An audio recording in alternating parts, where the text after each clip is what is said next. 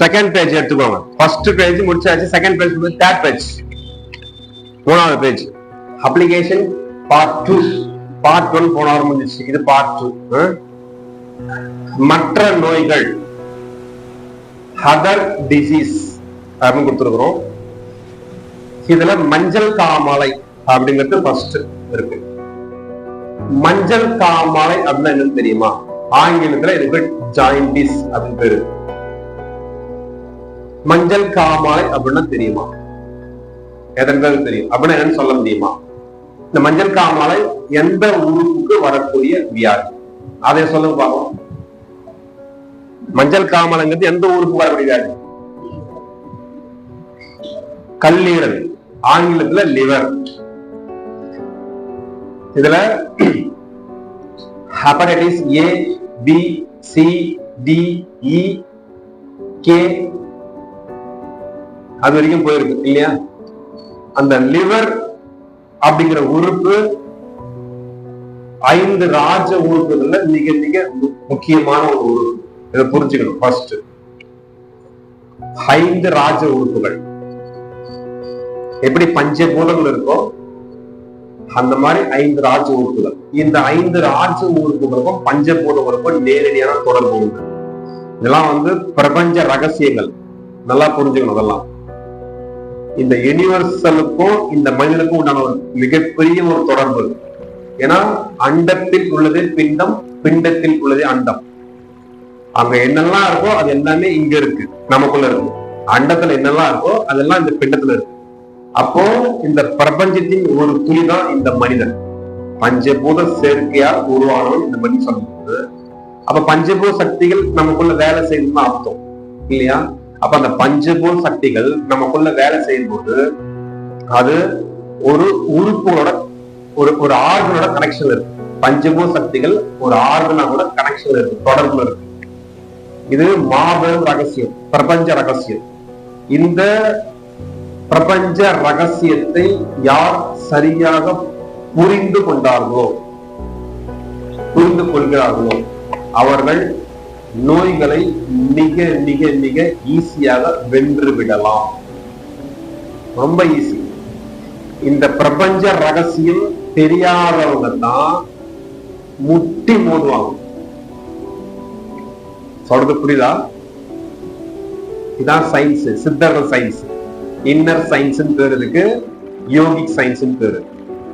இந்த yogic science தெரிஞ்சவங்க நோய்களை ஒரு சொடக்கு போறதுக்குள்ள சரி பண்ணிட்டு போயிட்டே இருப்பாங்க. இந்த சயின்ஸ் தெரியாதவங்க தான் விஞ்ஞான உலகம் சொல்லக்கூடிய அந்த சயின்ஸ் எடுத்து வச்சுட்டு, அதாவது ஆங்கில வைத்தியம், மருத்துவம், அதை எடுத்து வச்சு என்ன பண்ணுவாங்க, நோய்களுக்கு முட்டி மோதுவாங்க. எதையுமே சரி பண்ண முடியாது. ஒரு சாதாரண ஒரு பிபி கூட சரி பண்ண தெரியாது. காரணம் என்னன்னு சொன்னா அவர்கள் பார்க்கும் கண்ணோட்டம் வேற, இந்த பிரபஞ்சம் இயங்குவது வேற தன்மை. சித்தர்கள் இந்த பிரபஞ்சத்தை உற்று நோக்கினாங்க. அப்ப அண்டத்தில் உள்ளதை பின்னும் போது இந்த பிரபஞ்சத்தின் ஒரு துளிதான் நம்ம சொல்லும் போது பிரபஞ்ச ரகசியங்கள் தெரிஞ்சுக்கிட்டா இத இந்த உடம்ப ரொம்ப ஈஸியா சரி பண்ணிடலாங்கிற மாபெரும் ரகசியங்களை தெரிஞ்சுக்கிட்டாங்க, உணர்ந்தாங்க. அதன்படி நடந்துக்கினாங்க, சரி பண்ணிட்டு போயிட்டாங்க, நோய் இல்லாம வாழ்ந்துட்டு போயிட்டாங்க. ஆனா இந்த விஞ்ஞான உலகம் அப்படிங்கிறது இந்த உடம்ப என்ன பண்ணுது, 108 பாகமா கூடு போட்டு என்ன பண்றாங்க, ஒவ்வொருத்தரும் பேர் வச்சுக்கிட்டு நோயை சரி பண்றன்ற பேர்ல குப்பையை கலந்துக்கிறாங்க. நோய் சரி பண்ண முடியாது. விஞ்ஞான உலகத்தால நோயை சரி செய்ய முடியாது. விஞ்ஞான உலகத்தை நம்பி நோயை சரி பண்ணலான்னு போறவங்க மொத்த பேரும் மரணக்கூடியது தான் படுக்க வேண்டும். வார்த்தைகள்லாம் அவ்வளவு அழகா தெளிவா சொல்லலாம். விஞ்ஞான உலகத்தை நம்பி போனவங்க, மருத்துவத்துக்கு போனவங்க மரணக்குழி என்ன பண்ணுவோம், வருக வருக என வரவேற்கும் தான் உண்மை. அப்ப அந்த பிரபஞ்ச ரகசியம் தெரிஞ்சுக்கிட்டா ஈஸியா நோயை சரி பண்ணிட்டு போயிடலாம். அதுக்கான சயின்ஸ் தான் யோகா. சரியா? பாருங்க, பஞ்சபூத சக்திகள், அந்த பஞ்சபூத சக்திகள் இந்த உடம்போட கனெக்ஷன் இருக்கு. அந்த பஞ்சபூத சக்திகள் எங்க கனெக்ஷன் இருக்குன்னு சொன்னா ராஜ உறுப்புகளோட கனெக்ஷன் இருக்கு. அந்த ராஜ உறுப்புகள் தான் வந்து heart, lungs, kidney, liver, spleen. இருதயம், கல்லீரல், மண்ணீரல், நுரையீரல், சிறுநீரகம். இந்த 5 உறுப்புகளோட பஞ்சபூதங்கள் தொடர்பு இருக்கு. இந்த பஞ்சபூதங்கள் தொடர்பு குறையும் போது, டிஸ்கனெக்ட் ஆகும் போது உங்களுக்கு நோய் ஸ்டார்ட் ஆகும். இதெல்லாம் அடுத்தடுத்து உள்ள ரகசியம். ராஜ உறுப்புன்னு சொல்லும் போது இந்த ராஜ உறுப்புகளே உடனே உங்களுக்கு கேள்வி ஒண்ணு வரும், சந்தேகம் ஒண்ணு வரும். அப்ப மூளை ஒண்ணு இருக்கு, அது மிக முக்கியமான உறுப்பு தானே, அதையே நீங்க சொல்லல அப்படின்னு கேட்டீங்க. மூளைங்கிறது வந்து ஒரு என்ன சொல்றது, அது வந்து ஒரு ஹார்ட் டிஸ்க். தகவல்களை சேமித்து வைக்கக்கூடிய ஒரு ஹார்ட் டிஸ்க். அது வந்து ராஜ உறுப்புல கொண்டு வர முடியாது. இந்த ராஜ உறுப்புனா heart, lungs, kidney, liver, spleen. Spleen தான் மண்ணீரல். டாக்டருங்க என்ன சொல்லுவாங்க, இல்ல மத்தவங்க என்ன சொல்லுவாங்கன்னா heart, lungs, kidney, liver, brain அப்படின்னு கொண்டு போடுவாங்க. ஸ்பிளீனை விட்டுருவாங்க, அதான் மண்ணீரல் விட்டுருவாங்க. இந்த மண்ணீரல் அப்படிங்கிறது வந்து எவ்வளவு முக்கியத்துவம் வாய்ந்ததுங்கிறது வந்து நீங்க தெரிஞ்சுக்கோங்க. போன வாரம் சொல்லியிருப்பேன், மண்ணீரல் பாதிக்கப்பட்டால் ரத்த உற்பத்தி குறைந்துவிடும், ஆண்மை பறிபோய்விடும், பெண்மை பறிபோய்விடும், குழந்தை பாக்கியம் அத்து போயிடும், குழந்தை பாக்கியம். இன்னைக்கு ஆண்களுக்கு பெண்களுக்கு வந்து அந்த குழந்தை பாக்கிய பிரச்சனை வந்து அதிகமா தலைவிரிச்சாருன்னா அதுக்கு என்ன காரணம் தெரியுமா? அது ஆண்மை குறைபாடு, பெண்மை குறைபாடு, யூட்ரஸ்ல நீர் கட்டி, பிசிஓடி கட்டி, ஃபைப்ராய்ட் கட்டி, இர்ரெகுலர் பீரியட்ஸ், மிக மோசமான அளவு கர்ப்பப்பையோட செயல்பாடு. ஆண்களுக்கு செமன் உற்பத்தி இல்லை, அப்படி உற்பத்தி ஆகலாம் அது வந்து அந்த இம்பார்ட்டன்ஸ், துடிப்பு இல்லை, வீரியம் இல்லை. இதெல்லாம் மிக மிக மிக முக்கியமான காரணம் மண்ணீரலின் பாதிப்பு. அப்ப அந்த மண்ணீரல் பாதிப்பு ஏன் வந்தது அப்படின்னு கேட்டீங்கன்னா ஒன்றும் இல்லை. இந்த பூமாதேவி, பூமி தாயோட தொடர்புல இருந்து இந்த மனித குலம் தன்னை என்ன பண்ணிச்சு, டிஸ்கனெக்ட் பண்ணிச்சு. புரியுதா என்ன சொல்றது? அப்படின்னா என்ன, நாகரிகம் அப்படிங்கிற பேர்ல ஷூ, ஷார்ட்ஸ், செப்பல் இதெல்லாம் போட்டுக்கிட்டு அந்த மண்ணா கூட தொடர்புலயே இல்ல பாருங்க. மண்ணுல விளையாடணும், சேத்த வாரி பூசிக்கணும், கழனில இறங்கணும், கழனில இறங்கி வேலை செய்யணும், மண்ணுல விளையாடணும், சேத்துல விளையாடணும். இப்ப எல்லாம் விளையாடுனீங்கன்னா அந்த மண் சத்து இந்த ஸ்கின் வழியா போயிட்டு மண்ணில் டெபாசிட் ஆயிடும், மண் சத்து கிடைச்சிடும். மண் சத்து கிடைச்சா மண்ணில் எப்படி இருக்கும்? நான் போன வாரம் சொன்னேன், ஒரு செட்டி களிமண் எடுத்து சாப்பிடுன்னு சொன்னேன். சாப்பிடணுமா அதிர்ச்சியா கேட்கறாங்க. சாப்பிடுதான் சொல்றான், அப்புறம் என்ன சாப்பிடுதான் சொல்றான். அந்த கழனிக்கா போனீங்கன்னா நண்டு வள வச்சிருக்கோம், அந்த மண் வந்து நல்ல சில்லுன்னு இருக்கும், ஆழத்துல இருந்து தோண்டி இருந்து வச்சிருக்கோம் அந்த மண். அதை கொஞ்சம் ஊற்றி எடுத்து வாயில போட்டு மென்று சாப்பிடுங்க, முழுங்கு. மண்ணீர்ல வந்து கொஞ்சம் கொஞ்சமா ஸ்ட்ரென்த் ஆகினே வந்துடும். குழந்தை சாப்பிடுதா இல்லையா மண்ணு? கிருஷ்ண பரமாத்மா சாப்பிட்டு காமிச்சாரா இல்லையா மண்ணு? நீங்களும் சாப்பிட்டீங்களா இல்லையா மண்ணு? குழந்தைய சாப்பிட்டீங்களா இல்லையா மண்ணு? கன்சியூவ் ஆனதுக்கு சாப்பிட்டீங்களா இல்லையா மண்ணு? சாம்பல்லாம் இப்ப போய் கழனிக்கா போயிட்டு கொஞ்சம் களிமண் எடுத்து வாயில போடுவோம்னா மண்ணு சாப்பிடணுமா அப்படின்னு அதிர்ச்சியா கேட்கறாங்க. மண்ணு ஒரு துளி, சும்மா ஒரு மண் வாசத்துக்கு வாயில தின்ற போறீங்க, சும்மா ஒரு உருண்டை, என்ன அந்த சுண்டக அளவுக்கு ஒரு களிமண்ணை கொஞ்சம் ஊற்றி வாயில போட்டு கொஞ்சம் நல்ல உமிழ்நீர் சேர்த்து முழுங்கிட்டீங்கன்னா கொஞ்சம் கொஞ்சமா மண்ணில் சத்து கிடைச்சிடும். இதோட தத்துவம் தான் மண் சோறு சாப்பிடுறது. குழந்தை இல்லாதவங்க மண் சோறு சாப்பிடுறது தத்துவம் தான். இதெல்லாம் வந்து மூட நம்பிக்கைன்னு சொல்லி உலகப்பட்டாங்க பகுத்தறிவுங்கிற பேர்ல. பகுத்தறிவுங்கிற பேர்ல நம்மள பண்ணாடே மாத்தி வச்சுக்கிறாங்க, அதான் உண்மை. அதனால பகுத்தறிவு கிடையாது, பண்ணாட அறிவு தான் இருக்கு. சரியா? அந்த மாதிரி போயிட்டு இருக்கு. அதுல இந்த 5 ராஜ உறுப்பு சொன்ன பார்த்தீங்களா, heart, lungs, kidney, liver, spleen. இந்த 5துலயும் ரொம்ப ரொம்ப முக்கியமான, எல்லாமே முக்கியமானதுதான். அந்த 5துலயும் ரொம்ப முக்கியமான உறுப்பு இந்த லிவர். ஏன் சொல்ல வரேன்னா, லிவர் ஒரு நாளைக்கு 500 வேலையை செய்யுது. மிகப்பெரிய ஃபேக்டரி, இந்த உடம்புலயே மிகப்பெரிய ஃபேக்டரி இந்த லிவர் தான். பர் டே 500 ஒர்க் செய்யுது. ரத்தத்துல இருக்கிற நச்சுக்களை பிரிச்சு எடுக்கிறதுல இருந்து ஜீரணம் பண்ற வேலை செய்யுது, ஏகப்பட்ட வேலை செய்யுது.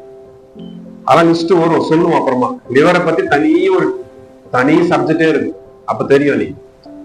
அப்போ அந்த லிவர் அப்படிங்கிறது வந்து பாதிக்கப்பட்டு விட்டால் அது என்ன நடக்கும், என்ன செய்யும் அப்படின்னு நீங்கும். லிவர் என்னன்னு தெரியுமா? முதல்ல சொல்லுங்க. லிவர் பாத்துருக்கீங்களா? அப்படின்னு தெரியுமா? லிவர் என்னன்னு தெரியுமா? பாத்துருக்கீங்களா? அது தெரியாம சில பல பேர் உட்காந்துருக்கீங்க. லிவர்னா என்னது? இன்னைக்கு ஞாயிற்றுக்கிழமை யோகாக்கு வரலன்னா போன வாரம் என்ன பண்ணீங்க? போன வாரம் என்ன பண்ணீங்க? ஞாயிற்றுக்கிழமை வீட்டுல பேதிகா சாப்பிட்டீங்க? லிவர்னா சௌரட்டின்றான். மண்ணீரலுக்கு பேர் தான் வந்து சௌரட்டி. அதை எடுத்துட்டு அடிச்சீங்கன்னா போய் ஒட்டிக்கும், சின்னதா இருக்கும் மண்ணீரல். சௌரட்டின்னு பேர் இருக்கு. இந்த கோழி அறுக்கும் போது அதுல பச்சை கலரா ஒரு பை ஒன்று இருக்கும், அதுதான் பித்தப்பை. அந்த பித்தப்பையில இருந்து பித்தையில் வந்து அந்த மாமிசத்து மேல பட்டுச்சு சொன்னா பாய்சன் சாப்பிட முடியாது, ஒரே கசப்பா இருக்கும். என்ன பண்ணுவீங்க? அந்த பச்சை கலரா இருக்கிற பைய கிள்ளி போல திக்கா சொல்லி, அதுக்கப்புறம் அந்த பேன்கிரியாஸை ஒட்டி அந்த மண்ணீரல் இருக்கும். ஸ்லைட் போட்டு காட்டுறாங்க, எல்லாமே தெரிஞ்சுக்கலாம். பேன்கிரியாஸை ஒட்டி அங்கதான் இன்சுலின் சொல்ற. பேன்கிரியாஸ்ல ஆப்லாங்கர் அப்படிங்கிற இன்சுலின் சொல்றது. அதை ஒட்டி என்ன பண்ணுவோம்? அந்த மண்ணீரல் இருக்கும், ஒரு காது மாதிரி இருக்குன்னு சின்னதா இருக்கும். இதை என்ன பண்ணுவாங்க? எடுத்துட்டு சொல்றது ஒட்டி அது ஃபுல்லா கால்சியம் அயன் தான். அது ஃபுல்லா அது உள்ள என்ன இருக்கும்? நீங்க சாப்பிடுற ஃபுட்டோட சத்து கால்சியம் அயன் மொத்தம் எங்க போய் டெபாசிட் பண்ணி வச்சுக்கோம்? மண்ணீர்ல போய் டெபாசிட் பண்ணி வச்சுக்கோம். மண்ணீர்ல எந்த அளவுக்கு கால்சியம் அயனும் டெபாசிட்ல இருக்கோ அவங்க வருஷத்துக்கு ஒன்று ரிலீஸ் பண்ணி இருக்கும். சொல்றது புரியுதா? வருஷத்துக்கு ஒன்று ரிலீஸ் பண்ணி இருக்கலாம், ஒன்னும் ஆகாது. வயிற்றுல ஒண்ணு வச்சுக்கலாம், இடுப்புல ஒண்ணு வச்சுக்கலாம், தோல் மேல ஒண்ணு வச்சுக்கலாம். தோல் மேல இருக்கிறது கீழே இறக்கி வச்சுட்டு இடுப்பு மேல வச்சுக்கிறதுக்கு திரும்ப தோல் மேல வச்சுக்கலாம். வயிற்றுல வச்சுக்கிறத வந்து என்ன பண்ணலாம்? இடுப்புல வச்சுக்கலாம். திரும்ப ஒண்ணு என்ன பண்ணிக்கலாம்? ரெடி பண்ணிக்கலாம். அந்த மாதிரி அவ்வளவு ஸ்ட்ரென்த் மண்ணீரல். அது இருந்தா மட்டும்தான் குழந்தை பாக்கியம் கிட்டும். அப்போ அந்த சைக்கிள் கட்ட நடக்கும், கருமுட்டை நல்லா வீரியமா வரும். இது பெண்களுக்கு. ஆண்களுக்கு வந்து அந்த விந்து நீர் மண்ணீரல் எந்த அளவுக்கு கால்சியம் அயன் டெபாசிட் ஆயிருக்கோ அந்த அளவுக்கு அந்த விந்து நீர் எப்படி இருக்கும் தெரியுமா? ஒரு சளிய இரும்பி துப்புனீங்கன்னா எப்படி இருக்கும்? ரன்னிங் நோஸ் மாதிரி கொட்டும், அது கிடையாது. நான் சொன்ன நல்லா சளி கெட்டி ஆயிடுச்சு, இரும்பி துப்புனீங்கன்னா அந்த சளி எப்படி இருக்கும்? நல்லா வெள்ளையா நல்லா கெட்டியா இருக்கும் சளி. அந்த மாதிரி இருக்கணும் ஆண்களுக்கு விந்து. அப்படிதான் இருக்கணும் ஆண்களுக்கு விந்து நீர். ஒரு அந்த விந்து நீர் எடுத்து தெளிச்சா சவுத்துல பேர் பளிச்சுன்னு ஒட்டணும். சவுத்துல பளிச்சு ஒட்டணும், அப்படியே கிரிப்பா பிடிக்கணும். அப்படி இருந்ததுன்னா உங்களுக்கு நோய் வராது.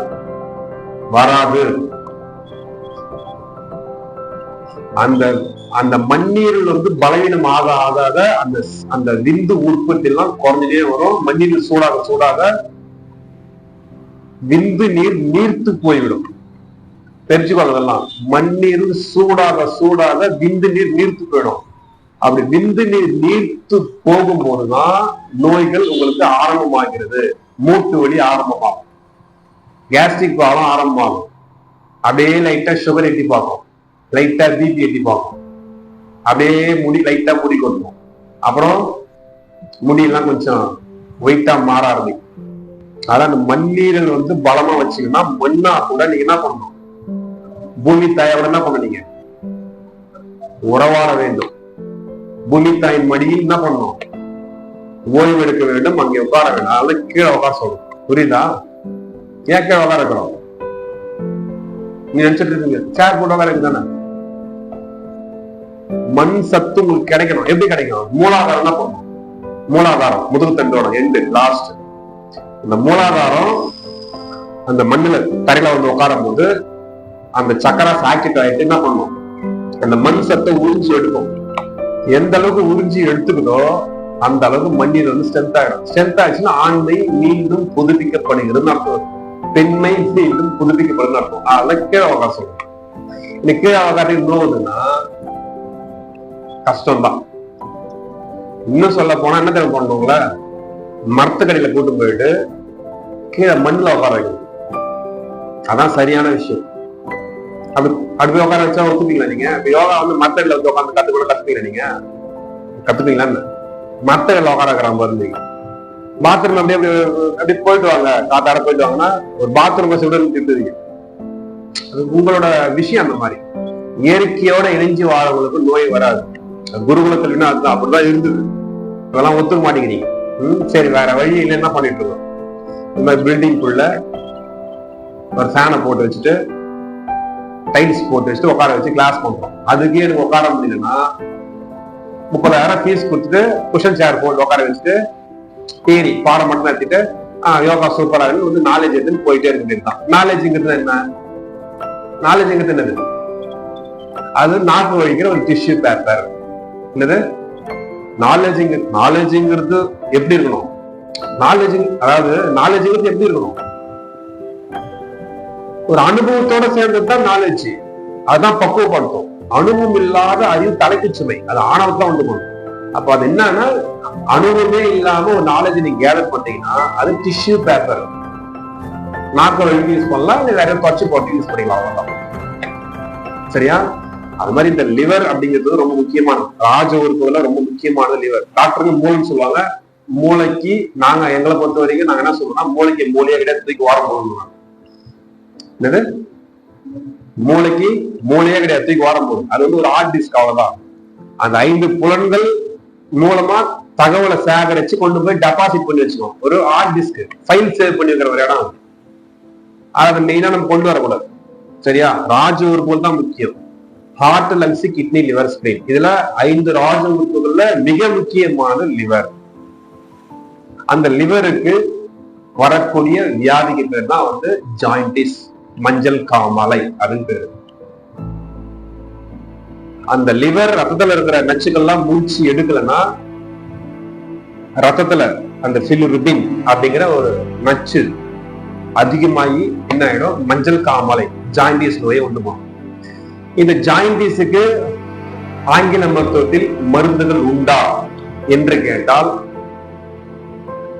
மிகப்பெரிய மருத்துவமாக உலகம் முழுக்கும் புலர்ச்சக்கூடிய நாகரிகமான மருத்துவம் என்று சொல்லக்கூடிய ஆங்கில மருத்துவத்தில் இந்த நொடிப்போது வரை லிவருக்கு மருந்து கண்டுபிடிக்கப்படவில்லை. பார்த்துக்கோ. ஆச்சரியமா இருக்கா கேட்கறதுக்கு? உலகம் முழுக்கும் ஃபேமஸா இருக்கக்கூடிய ஒரு மருத்துவம், தலையில தூக்கி வச்சு கொண்டாடக்கூடிய ஒரு மருத்துவம், அந்த மருத்துவத்தில் இந்த நொடி பொழுது வரை லிவருக்கு மருந்து கண்டுபிடிக்கப்படவில்லை. அப்படி நீங்க ஆங்கில மருத்துவர்கிட்ட போயிட்டு லிவர் பிரச்சனைன்னு சொல்லி போயிருந்தீங்கன்னா, அவர் மருந்து எழுதி கொடுத்தாருன்னா, பிரிஸ்கிரிப்ஷன் எழுதி கொடுத்தாருன்னா, அவர் எழுதி கொடுக்கக்கூடிய மருந்து சித்தா மெடிசன் தான். சித்தா மெடிசன் எழுதி கொடுப்பாரு. அந்த மெடிசனுக்கு பேரு கரிசலாங்கண்ணி அப்படின்னு பேரு. கரிசலாங்கண்ணி, இன்னொன்னு கேழநெல்லி. மெயின் கரிசலாங்கண்ணி தான். நிறைய பேர் கேழநெல்லி தான் கொடுப்பாங்க. கரிசலாங்கண்ணி தான் மெயின். ரெண்டாவது கேழநெல்லி. இந்த 2 மட்டும்தான் லிவருக்கு உலகத்திலே மருந்து. எந்த நோய் நீங்க சரி பண்ணனாலும் எதை கவனிக்கணும்? லிவரை தான் கவனிக்கணும் ஃபர்ஸ்ட். எந்த நோயாலும் சரி, பிபி, சுகர், ஆஸ்துமா, மூட்டு வலி, பேக் பெயின், யூட்ரஸ் பிரச்சனை, நீ எதெல்லாம் சொல்லு, முடி கொட்டுற பிரச்சனை, கண்ணு பிரச்சனை, எந்த பிரச்சனையாக இருந்தாலும் முதல்ல கவனிக்க வேண்டிய விஷயம் லிவர். ஹார்ட் பிரச்சனையான கவனிக்க வேண்டிய விஷயம் லிவர் தான் கவனிக்கணும். பார்த்து, லிவர் தான் முதல் முக்கியமான விஷயம். லிவரை கவனிச்சு அது எப்படி கண்ட்ரோல் இருக்காது. தம்பி கவனிங்க, என்ன தலை கவனம், என்ன கவனம் பண்ணுற, கண்ணு என்ன பார்க்கணும், லிவர் தான் முதல்ல கவனிக்கணும். லிவர் கண்டிஷன் கரெக்டா இருக்கா, அதுக்கப்புறம் அது சரியா இருந்தாலே ஹார்ட் நல்லா இருக்கும், லங்ஸ் நல்லா இருக்கும், கிட்னி நல்லா இருக்கும், ஸ்பிளின் நல்லா இருக்கும். அதனால மிக முக்கியமா கவனிக்க வேண்டிய லிவர் தான். சரியா? அந்த லிவருக்கு மருந்துங்கிறது கேழநெல்லி, கரிசலாங்கண்ணி. இது ஒண்ணு. ரெண்டாவது, அந்த லிவரோட பிரஷரை குறைக்கணும், அதோட ஃபங்க்ஷன் வந்து ஒரு டெம்பர் இல்லாம ஃப்ரீயா அதோட வேலையை செய்யணும்னு சொன்னா அது ஒரே வழிதான், வேற வழியே கிடையாது. வேற வழியே கிடையாது. அது எந்த வழினா ஆயில் பாத் பண்றது மட்டும்தான், வேற வழியே கிடையாது.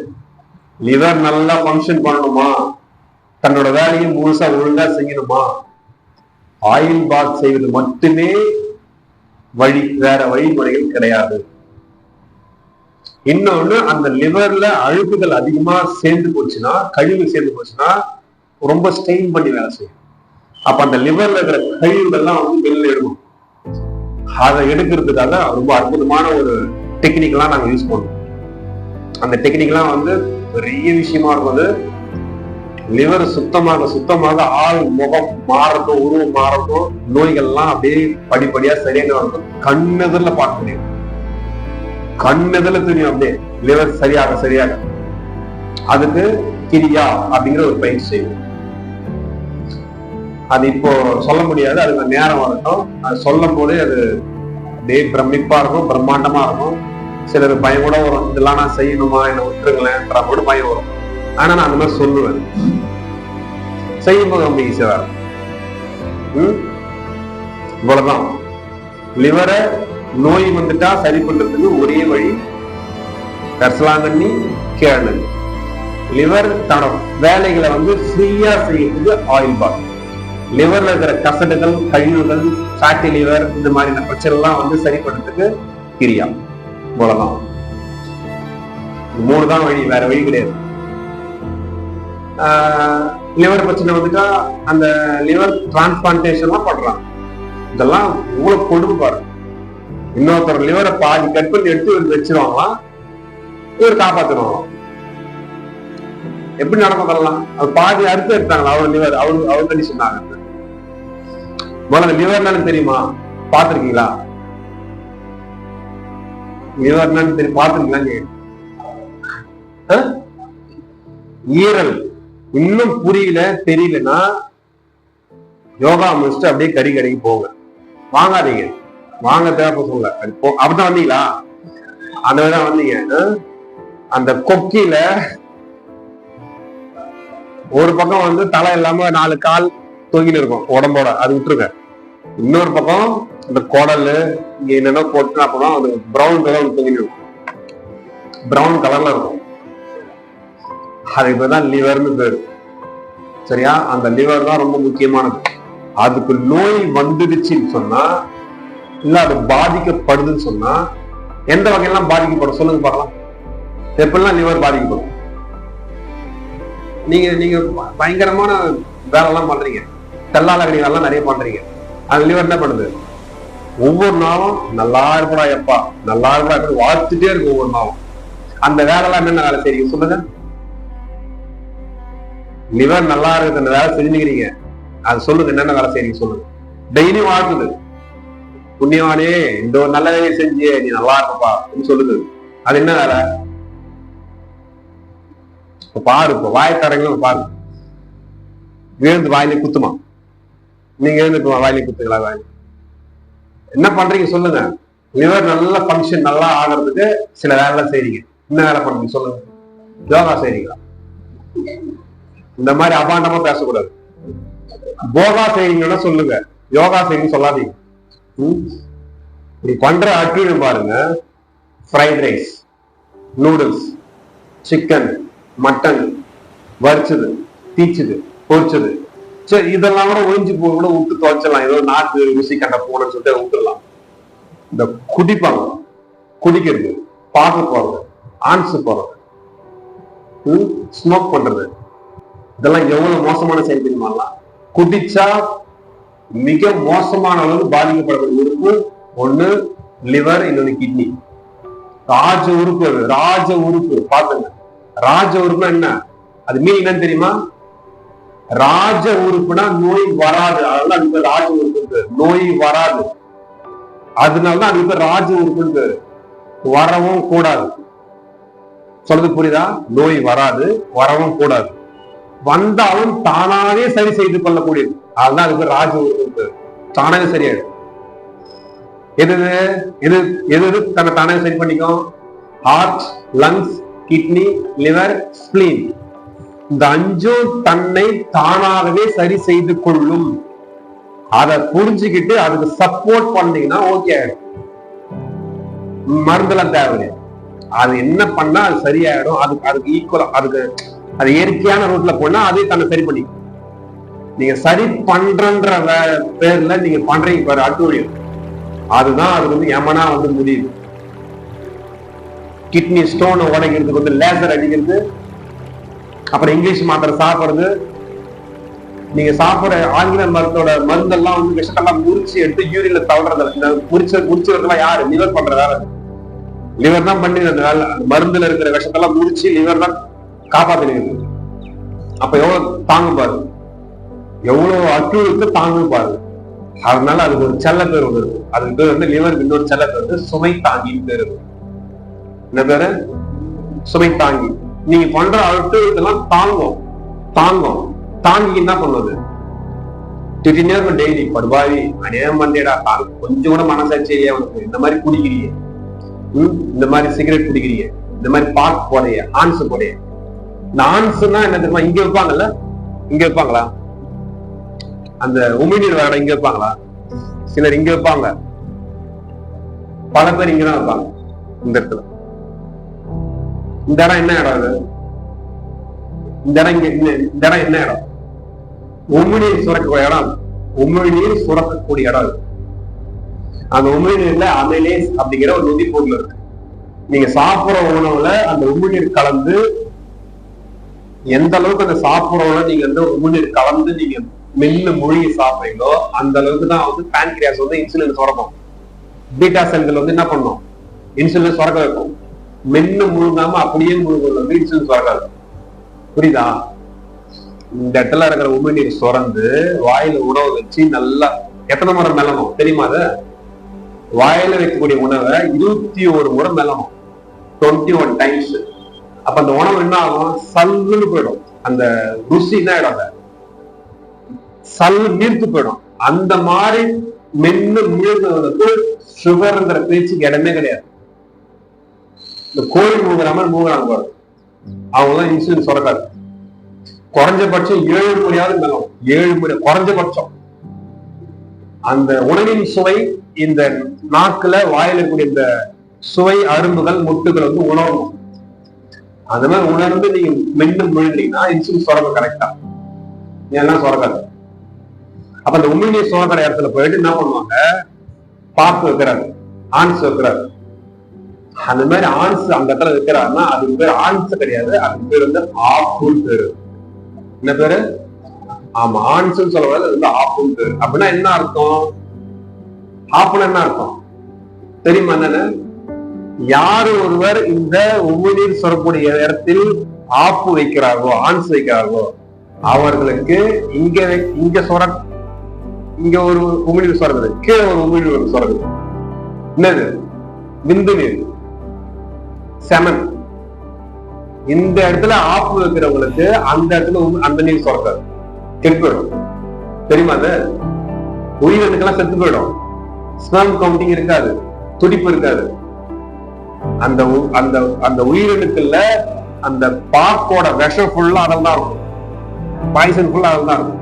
நீங்க கேட்டீங்க போன வாரம், உங்க ஒரு புண்ணியவதி கேட்டாங்க, 40 வயசு மேல 50 வயசு மேல நோய் வருது, கல்யாணத்துக்கு அப்புறம் நோய் வருது. இப்ப கல்யாணம் பண்ணாத பசங்க நோய் வருது ஏன் நம்ம கேட்டாங்க. கல்யாணம் பண்ணாத பசங்களுக்கு நோய் வருதுன்னா அவங்க என்னென்ன அட்வீட் பண்ணிட்டு இருப்பாங்கன்றது உங்களுக்கு தெரியும். எல்லா வேலையும் பண்ணுறாங்க. நான் சொல்ற எல்லாரும் நடக்குது. சரியா? இது பசங்க பண்ற வேலை. 16 வயசு 17 வயசு வேலை பண்ற பசங்க ரொம்ப தப்பு பண்ணுது. இப்ப குழந்தைங்கலாம் வந்து பிபி வந்துருக்கு, சுகர் வந்துருக்கு. அதுக்கு என்ன காரணம்? சின்ன பிறக்கிற குழந்தைங்க சுகர், பிபி. 5 வயசு குழந்தை கண்ணாடி போட்டுருக்கு. ஒரு 45 வயசுல போட்டா பரவாயில்ல, தப்பு கிடையாது. ஏதோ ஒரு கௌரவமா வாழ்ந்துக்கிறான்னு எடுத்துருவாங்க. ஒரு வாழ்ந்துக்கிறாரு. 5 வயசுல கண்ணாடி போடுது, 7 வயசுல கண்ணாடி போடுது. பிபி, சுகர், ஆஸ்துமா குழந்தைங்களுக்கு என்ன காரணம்? யோசனை பண்ணிக்கிறாங்க. இங்க வச்ச ஆப்பு தான் பேருது, வேற ஒண்ணும் கிடையாது. இங்க வச்சாங்க ஆப்பு ஃபுல்லா ஸ்ப்ரே முடிஞ்சிடும். குடிக்கிறது, பார்த்து போறது, கண்டமேனி கண்டம் தின்றது, கெட்ட பழக்கம்லாம் வச்சுக்கிறது, இதெல்லாம் பண்ணும்போது என்னன்னா இந்த உடம்பு வந்து வாத பித்த கபம் அப்படிங்கிற கான்செப்ட்ல வேலை செய்யுது. நீங்க சாப்பிடுற உணவோட எசன்ஸா உருவாகுது எது? நீங்க சாப்பிடுறீங்கன்னா அந்த சாப்பாடு தான் என்னவா மாறுது, கடைசியில விந்து நீரா மாறுது. அப்ப நீ என்னெல்லாம் உள்ள கொடுக்குறியோ அதுக்கேற்ற மாதிரி இந்த விந்து நீர் இருக்கும். இது தூக்கி பயிர் வச்சா பயிர் எப்படி இருக்கும்? நல்ல மனசும் தரும்ல. புரியுது என்னன்னு? இதுதான் நாங்க அழகா சொல்லுவோம், ஒரு ஒரு கவிதை நடையோட சொல்லுவோம், இலக்கண நடையோட சொல்லுவோம். தஞ்சாவூர் மண்ணை எடுத்து தாமிரபரணி தண்ணிய விட்டு சேர்த்து சேர்த்து செஞ்சது இந்த பொம்மை. இது பொம்மை இல்ல பொம்மை இல்ல உண்மை. எத்தனையோ பொம்மை செஞ்ச கண்ணம்மா, அது அத்தனையோ உன்னை போல நின்னுமா, பதி சொல்லமா. தந்தானே தந்தானே தந்தானே பொய்யே. இந்த பாட்டு கேட்கறது எவ்வளவு அழகா இருக்கு, வைரமுடியாது பாட்டு. தஞ்சாவூர் மண்ணு தாமிரபரணி தண்ணி, அந்த தண்ணிய மண்ணையும் எடுத்து பொம்மை செஞ்சா பொம்மை எப்படி இருக்கும்? அழகா இருக்கும். இது நீங்க அந்த அந்த அந்த மண்ணு தண்ணி அப்படி படிச்சிட்டீங்க, அப்படி பாக்குறீங்க. அதை தாண்டி கொஞ்சம் ஊடுருவி உள்ள பாருங்க, டீப்பா கொஞ்சம் உள்ள டீப்பா ஊடுருவி போகணும். அந்த அர்த்தம் ஆழமா நுணுக்கி பார்க்க தெரியும். தஞ்சாவூர் மண்ணை எடுத்து தாமிரபரணி தண்ணிய விட்டு சேர்த்து சேர்த்து செஞ்சது இந்த பொம்மை. இது பொம்மை இல்ல பொம்மை இல்ல திம்மை. புரியுதா? அர்த்தம் புரியுதா? டீ தூளும் நல்ல டீ தூளும் நல்ல பாவம் சேர்ந்தா காஃபி எப்படி இருக்கும்?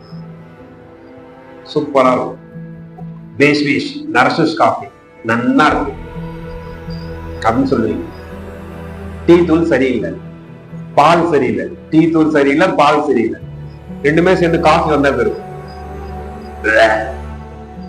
காஃபியா அது வாயில் வைக்க முடியுதா? புரியுதா அர்த்தம் என்னன்னு? அப்போ 1 வயசு 2 வயசு 3 வயசு குழந்தைங்களாம் வந்து நோய் வந்து டீப் வந்து சுகர் வந்துன்னா யார் பண்ண வேலை? யார் பண்ண வேலை? வரலாம் 2 பேர் செஞ்ச 2 பேரும் சேர்ந்து ஒட்டுமொத்தமான பாவத்தை இறக்கி வச்சது. என்னது? 2 பேரும் இவங்களோட பாவத்தை மொத்தத்தையும் இவரோட பாவத்தை மொத்தத்தையும் 2 பேரும் சேர்ந்து மொத்த பாவத்தை இறக்கி வச்ச பாவப்பட்ட ஜீவனன். நல்ல உடம்பையும் நல்ல அப்பா அம்மாவையும் தேடக்கூடிய ஆத்மாக்கள்லாம் வந்து மேல இருக்கு. அந்த மாதிரி அவசியத்துல உடம்பு எடுத்துறாரு. துர் ஆத்மாக்கள் தான் வந்து மோசமான தாய், மோசமான தந்தை, கருமொழி சுமந்து அப்பா அம்மாவா அவங்க 2 பேர் சேர்ந்து ஒரு பொம்மை செஞ்சாங்கன்னா அந்த பொம்மை என்ன பண்ணும்? அந்த ஆத்மா தான் செஞ்ச கருமொழிக்கு என்ன பண்ணுவது? ஊழ் வடிக்கு அந்த உடம்பு எடுத்து என்ன பண்ணுது? 2 வயசுல 3 வயசுல 5 வயசுல என்ன பண்றது? நோயோட வந்துடுவது. இப்ப யார் பண்ண தப்பு இதெல்லாம்? அப்ப யோகா என்னது? எல்லாத்தையும் சரி பண்ணிக்கணும். ஒரு 16 வயசு 18 வயசு பையனை யோகா உள்ள வாரான்னு போறோம்னா எதிராக போறோம், எதிராக போறோம் கும்மி அடிக்கிறதுக்கா?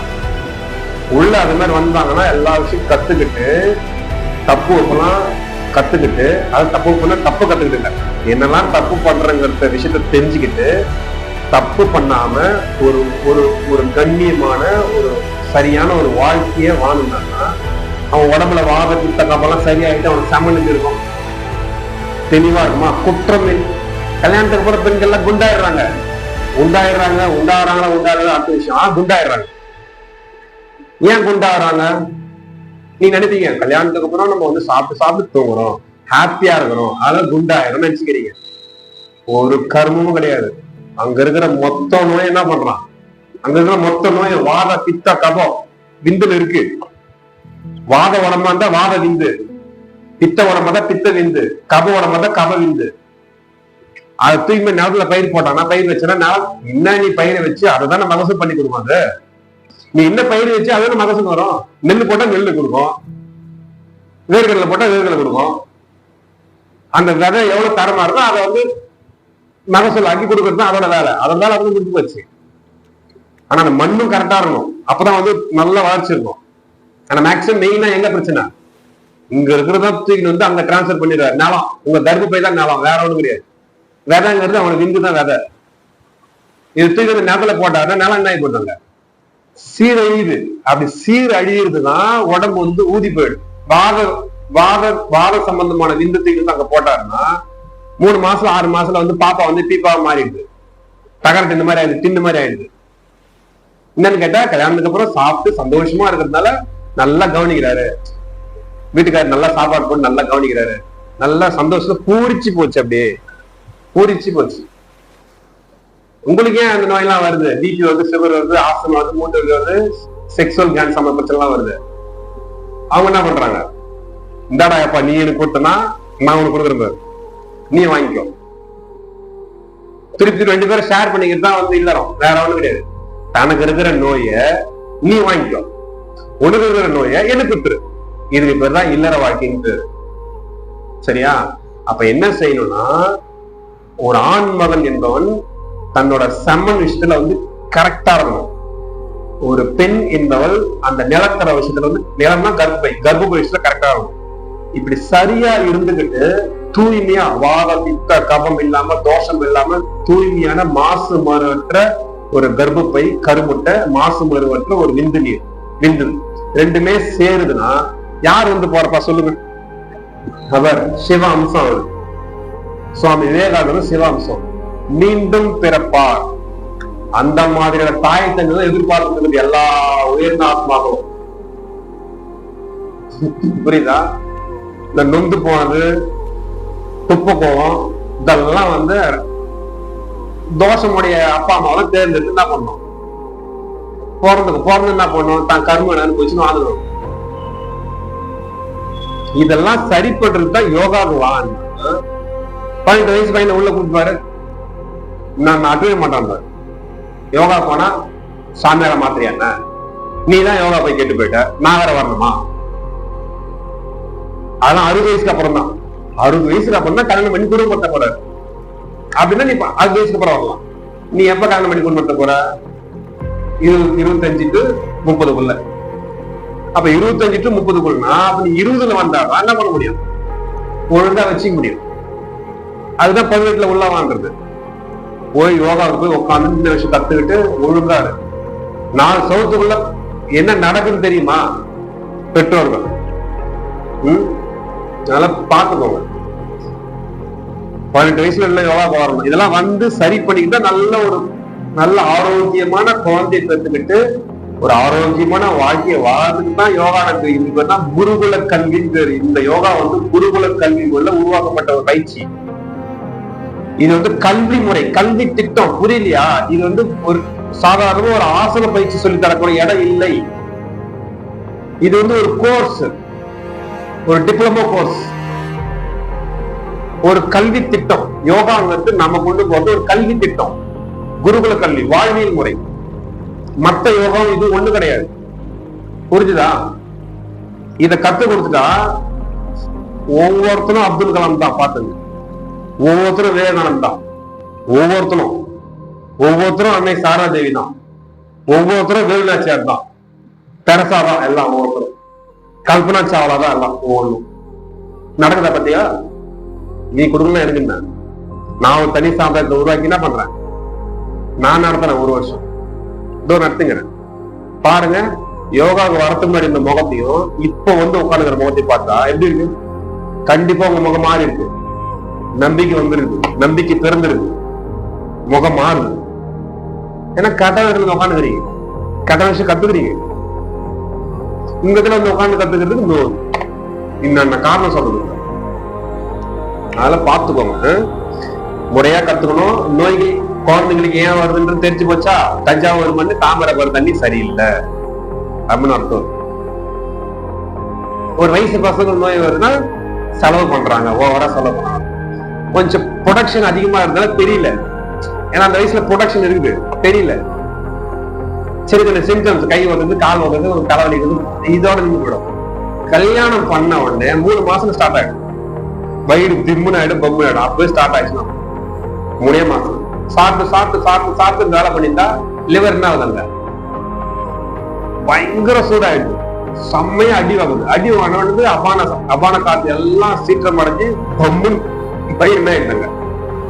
பானை மாதிரி ஆயிடுது. அப்புறம் கேஸ்ட்ரிக் ப்ராப்ளம் போவார். அங்க போனோம்னா அவர் வேற ஒரு ரூட்டு கொண்டு போவார். இங்க வந்துட்டு அவ்வளவு பரவாயில்ல, எந்த காப்பாற்றி சொல்லி புரிய வச்சு சரி பண்ணிடலாம், அவர் வேற ரூட் எடுத்து போவார். அதனால யோகாங்கிறது வந்து ரொம்ப முக்கியமான ஒரு கல்வி. நான் சொல்லித்தரேன், வெறும் யோகாசனங்கள் சொல்லித்தர இடம் இல்லை. அப்படி மீன் பண்ணாதீங்க. அது நிறைய பேர் இருக்காங்க, தமிழ்நாடு ஃபுல்லா பண்றாங்க. இது வெறும் யோகாசனங்கள் சொல்லி தரக்கூடிய ஒரு சாதாரண யோகா சென்டர் இல்லை. இது கல்வி திட்டம், யோகா கல்வி முறை, கல்வி திட்டம். இதுதான் நம்மளோட பாரம்பரிய யோகா. இதுதான் கத்துக்கணும். ஸ்கூலுக்கு போய் படிக்கணும் இல்லையோ, இதுதான் கத்துக்கணும். ஃபர்ஸ்ட் இதை கத்துக்கணும், அப்ப போய் ஸ்கூல்ல போய் படிச்சு 7 வயசுல ஒரு யோகா கத்துக்கணும். அதுக்கப்புறம் 18 வயசுல கொண்டு தரணும். 7 வயசுல குருகுல கல்வினா 7 வயசுல குரு கிட்ட கொண்டு விடணும். ரெண்டாவது திரும்ப அதே பையனை 18 வயசுக்கு உள்ள போகணும். அப்படியே தங்க மாதிரி இருப்பான். என்கிட்ட விட்டுருங்க, ஒரு பையனை கொண்டு வந்து என்கிட்ட விட்டுருங்க. அவன் எப்படி இருக்கான்னு மட்டும் பாரு. அர்ஜுனன் மாதிரி, ராமன் மாதிரி வெளில அனுப்ப போறாங்க. 12 வருஷம் என் கூட விட்டு, 12 வருஷம் என்கிட்ட கிட்ட உள்ள விட்டுட்டு 7 வயசுல வந்து என்கிட்ட விட்டுருங்க. 12 வருஷம் விட்டுருங்க. 19 வயசுல கூட்டு போங்க. எப்படி வரான்னு மட்டும் பாருங்க வெளியில. மீண்டும் ஒரு அர்ஜுனன், மீண்டும் ஒரு ராமன், அந்த மாதிரி வருவோம் இல்ல. அதெல்லாம் அப்புறம், அந்த கல்விலாம் அப்புறம். முதல்ல இந்த கல்வி தான். இதுக்கப்புறம் தான் மத்ததெல்லாம். அது பண சம்பாதிக்கான கல்வி, இது வாழறதுக்கான கல்வி. 2 உலகம் இருக்கு. Inner science, rocket science. Rocket science படிச்சீங்கன்னா பணம் சம்பாதிக்கலாம். பில்கேட்ஸோட நீங்க தான் பெரிய ஆள். எனக்கு பணம் சம்பாதிக்க தெரியாது, ஏன்னா நான் அந்த சயின்ஸ் நான் யூஸ் பண்ண மாட்டேன். இந்த சயின்ஸ்ல நான் தான் கிங். வாழறதுக்கான கத்துக்கிறதுக்கான ஒரு படிப்பு, சரியா? அதெல்லாம் பார்த்துக்கோங்க. இந்த லிவர்ங்கிறது ரொம்ப முக்கியமானது. லிவர் எப்பெல்லாம் பாதிக்கப்படுதுன்னா, ட்ரிங்க்ஸ் பண்றதுனால மிக மோசமா பாதிக்கப்படுது. ஏன்னா ட்ரிங்க்ஸ் பண்ண உடனே அடுத்த ஒரு 10 நிமிஷத்துல, ½ ஹவர்ல எந்த உறுப்பு வந்து உங்களுக்கு வந்து பார்க்கும்போது உடனே டக்குன்னு தெரியுது எது பாதிக்குது. குடிச்சா உடனே பாதிக்கிற உறுப்பு எது அப்படி பார்க்கும்போது தெரிஞ்சிடும். இந்த கண்ணு 2 பாருங்க, ரெட் ஆயிடும். குடிச்சாங்கன்னா அடுத்த ½ ஹவர்ல கண்ணு ரெட் ஆயிடும். கண்ணெல்லாம் அப்படி சொரிக்கும். என்னாச்சு? சொரிச்சுன்னா என்ன அர்த்தம்? லிவர் படுத்துச்சுன்னு அர்த்தம். லிவர் படுத்துதான் இப்படி பாக்குறாரு. போதையில இருக்கு லிவர். அப்ப கண்ணு என்ன போச்சு? சொரிங்கி போச்சு, கண்ணு ரெட் ஆகி போச்சு. அப்ப லிவருக்கான வெளி உறுப்பு கண். அப்ப நீ கண்ணுல பிரச்சனை வந்தா கண்ணை பார்க்கணுமா லிவரை பார்க்கணும்? எங்க பார்க்கணும்? அன்பு. கண்ணுல பிரச்சனை வந்தா கண்ணு பார்க்கணுமா லிவரை பார்க்கணுமா? லிவர் தான் பார்க்கணும். நீ கண்ணை போய் நோண்ட கூடாது. கண்ணை நோண்டி நல்லா இருக்கிற கண்ணு நோண்டுனா. அப்ப லிவரை நீ சரி பண்ணினா கண்ணு சரியாயிடும். இதான் சயின்ஸ். இதுதான் சித்தர்கள் சயின்ஸ். அந்த சயின்ஸை பாருங்க, சிம்டமேட்டிக் ட்ரீட்மெண்ட். கண்ணுல பிரச்சனை கண்ணு நோண்டுவாரு, ஹார்ட்ல பிரச்சனை ஹார்ட் நோண்டுவாரு, முட்டில பிரச்சனை முட்டி நோண்டுவாரு. இப்ப முட்டி வலின்னு சொன்னீங்கல்ல, நான் பேதி மாத்திரை கொடுத்து கிளீன் பண்ணேன். இப்ப முட்டி வலி சரியா இருக்கா? குறைஞ்சிருக்கா இல்லையா? உட்கார முடியுதா இல்லையா? ஈஸியா உட்கார முடியுதா இல்லையா? ஒரு கம்ஃபர்டபுளா உட்கார முடியுதா இல்லையா? முட்டி வலி குறைஞ்சிருக்குமே. அப்ப நீங்க என்ன பண்ணீங்க? முட்டி வலிக்கு என்ன பண்ணீங்க? முட்டி பேத்து எடுத்தீங்க. கிளீன் பண்ண இடம் எந்த இடம்? குடல். இதுதான் டாக்டர் வந்து சிம்டமேட்டிக் ட்ரீட்மெண்ட் பண்ணுவாங்க. அதெல்லாம் பார்க்க கூடாது, சரியா? அதெல்லாம் ரொம்ப கவனமா டிராவல் பண்ணோம். பிரபஞ்ச ரசம் நிறைய சொல்லுது. பிரபஞ்சத்துக்கும் இந்த உடம்புக்கும் எப்படி கனெக்ஷன் சொல்லுவாங்க. ரியல் லெவல்ல இருக்கும்போது எக்ஸலண்டா இருக்கும். ரொம்ப இன்ட்ரெஸ்டிங் சப்ஜெக்ட் அதெல்லாம், சரியா? லிவர் ரொம்ப முக்கியமானது. அந்த லிவருக்கான மருந்து, நோய் வந்துட்டா கசலாக்கண்ணி, கேஆர்நெல்லி. அதுக்கப்புறம் அந்த லிவரை வந்து டென்ஷன் இல்லாம ஃப்ரீயா அது வேலை செய்யணும், ஆயில் பாத். அதுக்கப்புறம் அந்த லிவர்ல இருக்கக்கூடிய அந்த கசடுகள், கழிவுகள், இதெல்லாம் தான் ஒரு சரியா ஃபங்க்ஷன் பண்ண முடியாம அப்படியே பிடிக்குது. அதை சரி பண்றதுக்கு கிரியா. ஆலயம் மாறி போயிடும்.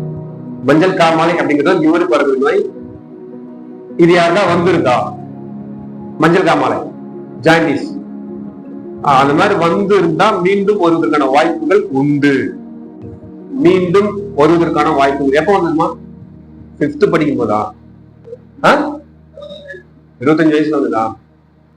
மஞ்சள் காமாலைங்கிறது வந்து லிவர் பரப்புற விஷயம். லிவர் என்னதான் குடிச்சாலும், அக்ரியம் பண்ணாலும், பாக்கு போட்டாலும், என்ன பிரச்சனை பண்ணாலும் அது தாங்கும். சுமை தாங்கி அப்படியே வீங்கும். அது பாதிக்கப்பட்டுச்சுன்னு சொன்னா தாங்கும், முடிஞ்சளவு தாங்கும். தன்னால முடியல அப்படின்னும் போது அப்படியே வீங்கும். ஆனா அதுல பாதிப்பு உங்களுக்கு தெரியாது. தூக்கமின்மையில இருந்து, ஸ்பைனல் கார்டு பிரச்சனை இருந்து, யூட்ரஸ் பிரச்சனை இருந்து, மன அழுத்தத்துல இருந்து, கோபத்துல எல்லா ஊரும் வரும். அது உங்களால கண்டுபிடிக்க முடியாது. இதனாலதான் வரும் தெரியாது உங்களுக்கு. வீங்கும். அப்புறம் என்ன பண்ணும்? நான் போயிடுச்சுன்னா நீ போயிடுவடா அப்படின்னு சொல்லி என்ன பண்ணாது, அப்படியே அட்ஜஸ்ட் பண்ணி சரி பண்ணிக்கும் தானாக சரியாயிடும். திரும்ப என்ன பண்ணுவேன், திரும்ப அட்ஜஸ்ட் பண்ணுவேன், திரும்ப என்ன பண்ணும், தாங்கும். முடியல நம்ம திரும்ப வீங்கி திரும்ப என்ன பண்ணும், திரும்ப எப்படி அட்ஜஸ்ட் பண்ணி திரும்ப சரியாயிடும். திரும்ப அட்ஜஸ்ட் பண்ணுவேன், திரும்ப வீங்கிச்சுன்னா நான் அடுத்தது 3 முறை வீங்கும். 2 முறை வீங்கி சரி பண்ணிக்கும், 3ஆவது முறை வீங்கும். அப்ப என்ன ஆகும் சொல்லுங்க பாவம்? வீங்கியே இருக்குமா? 3ஆவது முறை வீங்க சார். வீங்க என்ன பண்ண அடுத்தது டமால் வெடிச்சிடும். அப்படிதானே? வீங்கிச்சுன்னா வெடிச்சிடும். அப்படி கிடையாது. வீங்கி மொத்தமா சுருங்கிடும். மொத்தமா சுருங்கும் போதுதான் ஹார்ட் அட்டாக் வந்து போய் சென்று வரும். கதை முடிஞ்சது. கட்டம் அதனால குடிமகன்கள், தாய் திருநாட்டின் குடிமகன்கள், தமிழகத்தின் குடிமகன்கள் என்ன பண்ணுங்க, இந்த குடி, சிகரெட்டு, பாக்கு, ஹான்ஸ் இதெல்லாம் விட்டுட்டா உங்க லிவர் காப்பாற்றப்படும். இல்லைன்னு சொன்னா கதை முடிஞ்சது. இந்த கிரியா, ஆயில் பாத்து இதெல்லாம் பண்ணதுக்கு அப்புறம் யாராவது ட்ரிங்க்ஸ் எடுத்து வாயில வச்சிங்க, எப்ப சுருவனே தெரியாது. மொத்தமா முடிஞ்சதுன்னு அர்த்தம். சொல்லிடுறேன். இந்த கிரியா, அந்த லிவருக்கான ட்ரீட்மெண்ட் எடுத்து பயிற்சி கொடுக்கணும். அந்த லிவருக்கான பயிற்சி செஞ்சுக்கினே தெரியாதனமா தூக்கத்துல கூட வாட்டர் எடுத்து ஊத்திட்டீங்க உள்ள, எப்ப சுருவனே தெரியாது, மொத்தமா போய் சேர்ந்துருவீங்க. அதுக்கெல்லாம் நான் பொறுப்பு கிடையாது. சரியா? முன்னாடியே சொல்லிடுறேன். இந்த ட்ரிங்க்ஸ் பழக்கம், பாக்கு போடுறது, டான்ஸ் போடுறது, ஆப்பு வைக்கிறது, இதெல்லாம் வந்து இன்னொரு விட்டு இதுல போறதெல்லாம் போய் போச்சு. யோகாவை சேர்ந்துட்டியா? யோகான்னு என்ன தெரியுமா? தன்னை தவறுல திருத்திக்கின்னு மனிதனா நல்ல ஆரோக்கியமான சந்தோஷமான வாழ்க்கையை வாழ்வதற்கான கல்வி. நான் ஏதோ யோகா நோய்க்காக வந்தேன், நோயை சரி பண்றதா வந்தேன்னு சொல்லிட்டு கண்மூடித்தனமா இருந்திருக்காதீங்க.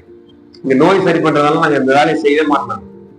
நான் MBBS படிச்சு நோய் சரி பண்றதுக்கு எனக்கு தெரியாது. நோய் சரி பண்றதால நான் படிக்கல. நான் படிச்சது யோகா. நான் கத்துக் கொடுத்து வாழ்வியல் முறை. நான் சொல்லித்தரது ஆரோக்கிய ரகசியங்கள். ஆரோக்கிய ரகசியம் நான் சொல்லி தரும் போது அதை நீ செஞ்சுனா நோய் சரியாயிடும்.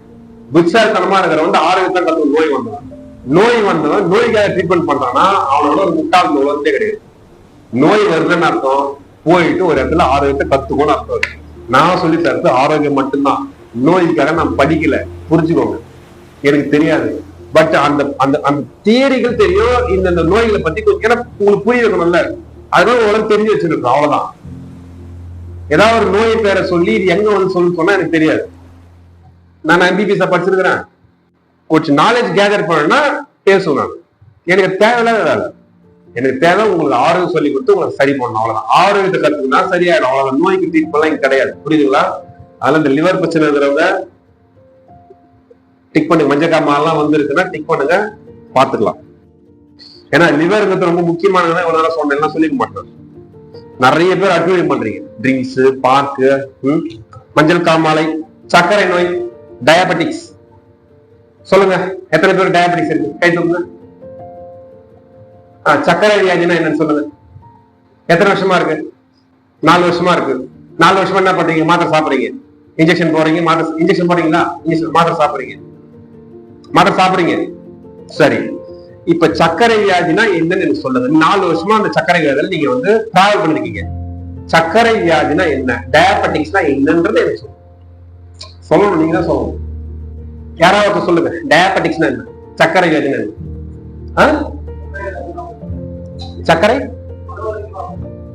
சர்க்கரை அளவு அதிகமாகல சர்க்கரை வியாதி. அப்ப 600 எப்படி டாக்டா இருக்கிறாரு பிரச்சனை இல்லாம? கவுனிங்க. சர்க்கரை வியாதின்னு என்னன்னு தெரியாம சர்க்கரைக்கு மாத்திரை சாப்பிடுறீங்க. அப்ப சர்க்கரை வியாதின்னு சொல்றாங்க அப்படின்னா என்ன, டயபெட்டிக்ஸ் பேருங்க அப்படின்னா என்ன? இந்த உடம்பு இயங்குதுன்னா இதுக்கான எரிபொருள் ஃபியூல் என்னது? வண்டி ஓடனா அதுக்கான ஃபியூல் பெட்ரோல். பெட்ரோல் போடாம வண்டி ஓடாது. அந்த மாதிரி இந்த உடம்பு வந்து ஒரு ஒரு மெக்கானிசம். இது ஒரு மிஷின், இது ஒரு மெக்கானிசம். இப்ப இந்த மிஷின், இந்த உடல் எனும் என்ஜின் வேலை செய்யுதுன்னு சொன்னா அதுக்கான ஃபியூல் என்னது? சாப்பாடுன்னு சொல்லாதீங்க, எல்லாமே தேவை. இதுக்கான இந்த உடம்பு இயங்குறதுக்கான ஃபியூல் என்னன்னு கேட்டா குளுக்கோஸ். குளுக்கோஸ் கிடைக்காம இந்த உடம்பு வேலை செய்யாது, இந்த செல்கள்லாம் வேலை செய்யாது. அப்ப குளுக்கோஸ் வேணும். குளுக்கோஸ் இருந்தாதான் ஒரு உடம்பு வேலை செய்யும் சொல்லும் போது, அப்ப சக்கரை அதிகமா இருந்தா, குளுக்கோஸ் அதிகமா இருந்தா, அப்ப சக்கரை கடிஞ்சல் பேர் வச்சு நோய் மாற்றம். ஒரு 30 வருஷத்துக்கு முன்னாடி அந்த சுகர் அப்படிங்கிறது எவ்வளவு இருக்கலாம் அப்படின்னு ஒரு கோட் பண்ணாங்க. அப்ப 250 வரைக்கும் இருந்தா நார்மல் கோட் பண்ணாங்க. எப்போ? ஒரு 30 வருஷம் 40 வருஷம் முன்னாடி. இதெல்லாம் யார் பிக்ஸ் பண்றது? WHO, World Health Organization, Geneva, சுவிட்சர்லாந்துல இருக்கிற ஒரு அமைப்பு, உலக சுகாதார நிறுவனம். 250 வரைக்கும் இருந்தா நார்மல் பர்சன் தான். அதுக்கப்புறம் ஒரு 10-15 வருஷம் கழிச்சு என்ன பண்ணாங்க, 200 வரைக்கும் இருந்தா 200 மேல போன சுகர் சொன்னாங்க. அதுக்கப்புறம் என்ன பண்ணாங்கன்னா 150 பிக்ஸ் பண்ணாங்க. 150 இருந்தா நார்மல், 150க்கு மேல போச்சுன்னா சுகர்னு பிக்ஸ் பண்றாங்க. ஆனா நீங்க புரிஞ்சுக்கோங்க, 250 வரைக்கும் இருந்தாலே நார்மல் தான். அதுவும் இந்தியனோட உணவு கலாச்சாரத்தை பொறுத்த வரைக்கும் 250 வரைக்கும் உங்களுக்கு குளுக்கோஸ் லெவல் இருக்கு, சர்க்கரை லெவல் இருக்குன்னா இவர் நார்மல் பர்சன். சுகர் கிடையாது, சுகர் நோயாளி நீங்க பிக்ஸ் பண்ண வேண்டாம். 250 வரைக்கும் இருந்தாலே, புரியுதா? அப்போ ஒரு 180 நம்ம வந்து பிக்ஸ் பண்ணிருக்காங்க. ஆனா 180க்கு மேல காய்ச்சல் என்ன பண்ணுவாங்க, நீங்க ஒரு சர்க்கரை நோயாளின்னு சொல்லி என்ன பண்ணுவாங்க, வாக்கிங் போங்கன்னு சொல்லுவாங்க. அங்கதான் ஆரம்பிப்பாங்க. டெய்லியும் காலைல வாக்கிங் போங்க அப்படின்னு சொல்லுவாங்க.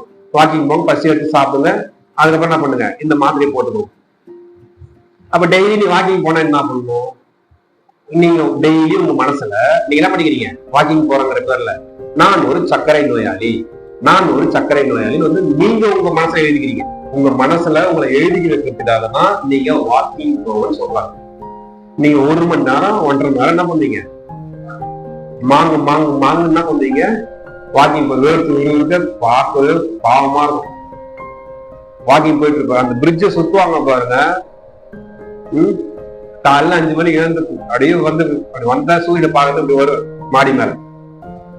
காலைல சூரிய உதயம் வரும், அப்படி பார்க்கறது வரும். அந்த பிரிட்ஜை சுத்துவாங்க ஒரு 10 பேர். போறாமையா இருக்கும், பாவமா இருக்கும். ஒரு நோட்டீஸ் எடுத்து கொடுத்துட்டு யோகா போங்க சார், சரியாயிடும் சார்னா அது பார்த்துட்டு நம்மடி சிரிச்சுட்டு போவார். நம்மடி சிரிச்சு இலக்காரமா சிரிச்சுட்டு போவார்.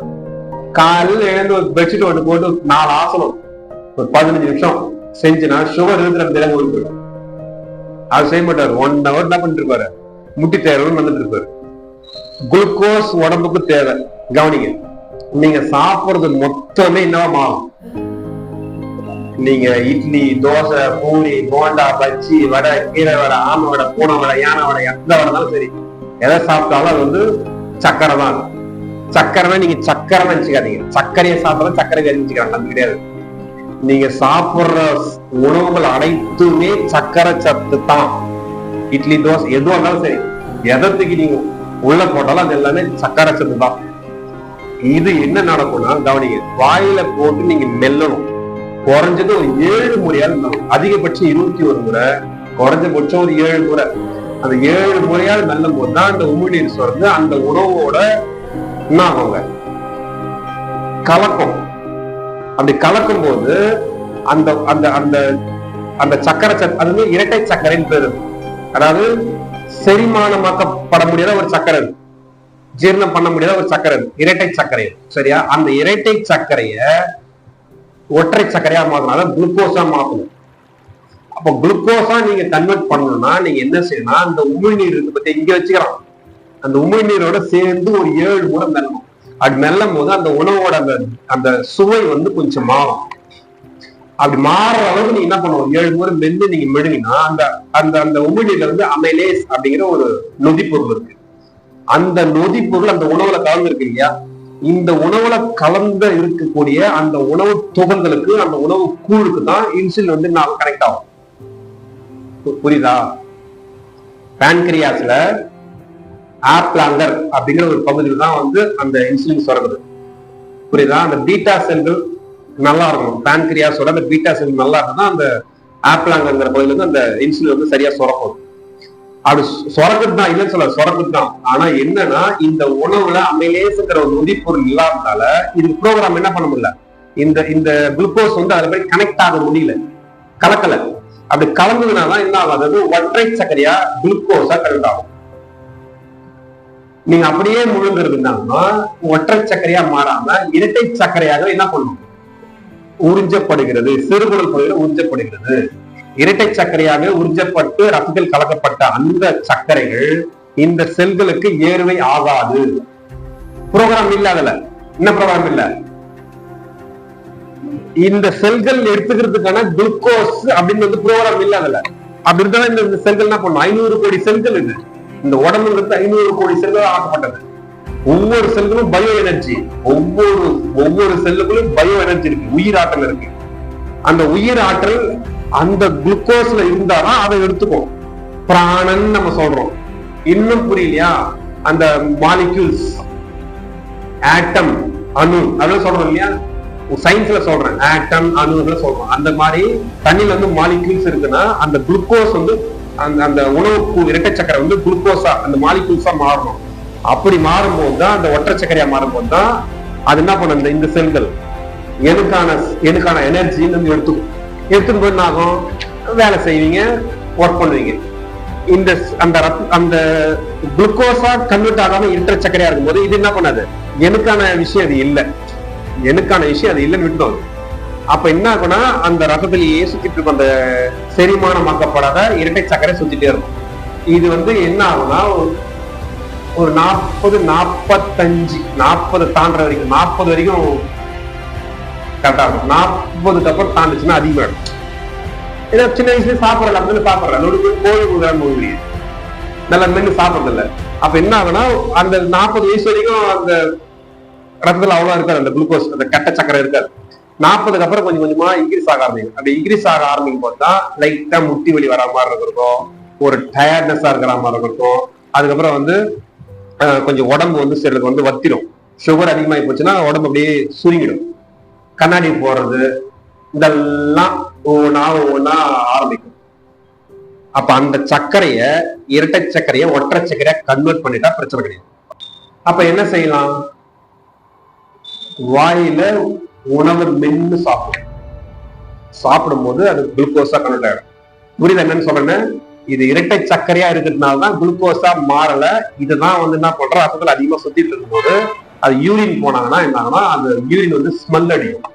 ஒரு 300, 350 தான் போயிடுச்சுன்னா, 400, 500 தான் போச்சுன்னா பயங்கரமா ஸ்மெல் இருக்கும். நீங்க யூரின் போயிட்டு வந்த உடனே அதுல வந்து உடனே ஒரு 5 நிமிஷத்துல வந்து 10 நிமிஷத்துல எறும்பு நிறைய நிற்கும்.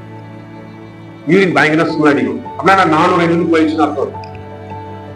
அந்த மாதிரி யாருக்கா இருக்கா, யூரின் ஸ்மெல் வருதா, ஈ முக்கியதா, எறும்பு முக்கியதா, யூரின் ஒரு போயிட்டு ஒரு 5 நிமிஷம் கழிச்சு போய் பாருங்க, தண்ணிலாம் ஊத்தாதீங்க. யூரின் போயிட்டு ஒரு 5 நிமிஷம் 10 தண்ணி ஊத்தாதீங்க. 10 நிமிஷம் கழிச்சு காலையில் போயிட்டு பாருங்க. பாத்தீங்கன்னா ஈ முக்கியது, எறும்பு முக்கியதுன்னா 500 இருக்கு, 400, 500 இருக்குன்னு அர்த்தம். சக்கரை தானே அது, சக்கரை தானே. சக்கரைனா எறும்பு வரும்ல, ஈ வரும்ல. இது என்ன பண்ணுவாங்க, டாக்டர் உங்களுக்கு அந்த டயர்ட்னஸ் இருக்கும்போது நீங்க போய் சொல்லுவீங்க, கம்ப்ளைண்ட் பண்ணுவீங்க. என்ன வயசாவது பிக்ஸ் பண்ணுவோம், 40 வயசான சுகர் பிக்ஸ் பண்ணுவோம். அப்போ பிளட் டெஸ்ட் எடுங்க, யூரின் டெஸ்ட் எடுங்க. அதெல்லாம் சொல்றாங்க, யூரின் டெஸ்ட் பிளட் டெஸ்ட் எடுத்து பார்த்துட்டு இதுல சக்கரை இருக்குன்னு கண்டுபிடிப்பான். சக்கரை 450, 400 சொல்லுவான். இப்ப கிட்னியோட வேலை என்னன்னு பாருங்க. கிட்னி எவ்வளவு அற்புதமானு பாருங்க. கிட்னியோட வேலை என்ன, சிறுநீரகத்தோட வேலை. தூங்காதீங்க, என்ன சொன்ன போச்சு. சிறுநீரகத்தோட வேலை என்ன, ரத்தத்துல இருக்கக்கூடிய கழிவுகள் எல்லாம் பிரிச்சு எடுத்து வெளில தள்ளுறதுல கிட்னியோட வேலை. சிறுநீரகம் என்ன பண்ணுது, இந்த ரத்தத்துல தேவையில்லாத சக்கரெல்லாம் சுத்தின்னு இருக்குது. இதெல்லாம் என்ன பிரயோஜனம் இருக்குது, ஒண்ணுமே இல்ல. இதை வந்து வெளில தள்ளிட்டா நல்லது சொல்லிட்டு என்ன பண்ணுது, ரத்தத்துல இருக்கிற சர்க்கரை எல்லாம் பிரிச்சு யூரின்ல தள்ளுது. இவரோட கொழுப்பு என்னன்னு பாருங்க, போயிட்டு யூரினை பிடிச்சி டெஸ்ட் பண்ணிட்டு யூரின்ல சக்கரை சொல்லி என்ன பண்றாரு, மாத்திரை எடுத்து போட்டு நீ எதுக்கு இந்த வேலையை செஞ்சுக்கிற, வேலை எதுக்கு செஞ்சுக்கிற, அது இருந்தா எடுத்து போட்ட விட்டுடு அது மாத்திரை எடுத்து போட்டுக்கிறாரு.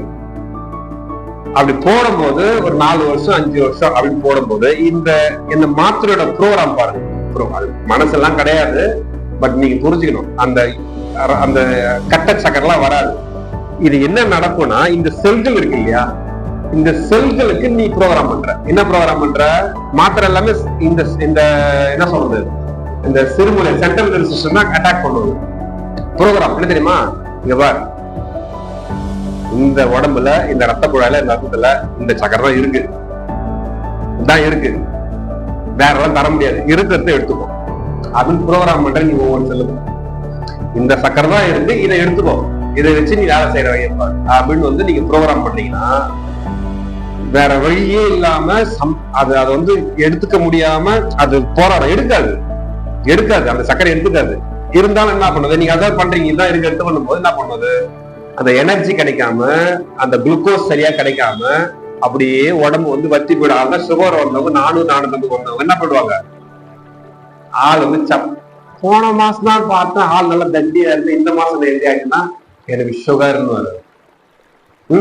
செல்கள் எடுத்துக்கல, குளுக்கோஸ எடுத்துக்கல, நல்ல குளுக்கோஸ் இல்ல அப்படின்னு அர்த்தம். அப்ப என்ன செய்யணும்னா இந்த மாதிரி வேலை தான் பண்ணிட்டு இருக்கீங்க. ஆங்கில மருத்துவருக்கு போய் யூரின் டெஸ்ட் பண்றது, அப்புறம் வந்து ரத்தத்தை டெஸ்ட் பண்றது. அது எவ்வளவு ரத்தம் இருக்கிறாங்க பாருங்க, ஒரு 50 ml மேல வருமா? ஒரு சொட்டு ரத்தம் உற்பத்தி ஆகிறதுக்கே அவ்வளோ பாடுபடும். யாராவது பென்சில் செய்யும் போது அது லைட்டா பட்டுச்சுன்னா என்ன பண்றீங்க, நீங்க பெரிய பஞ்சாயத்து வைக்கிறீங்க, ரத்தம் ரத்தம் ரத்தம் ரத்தம்.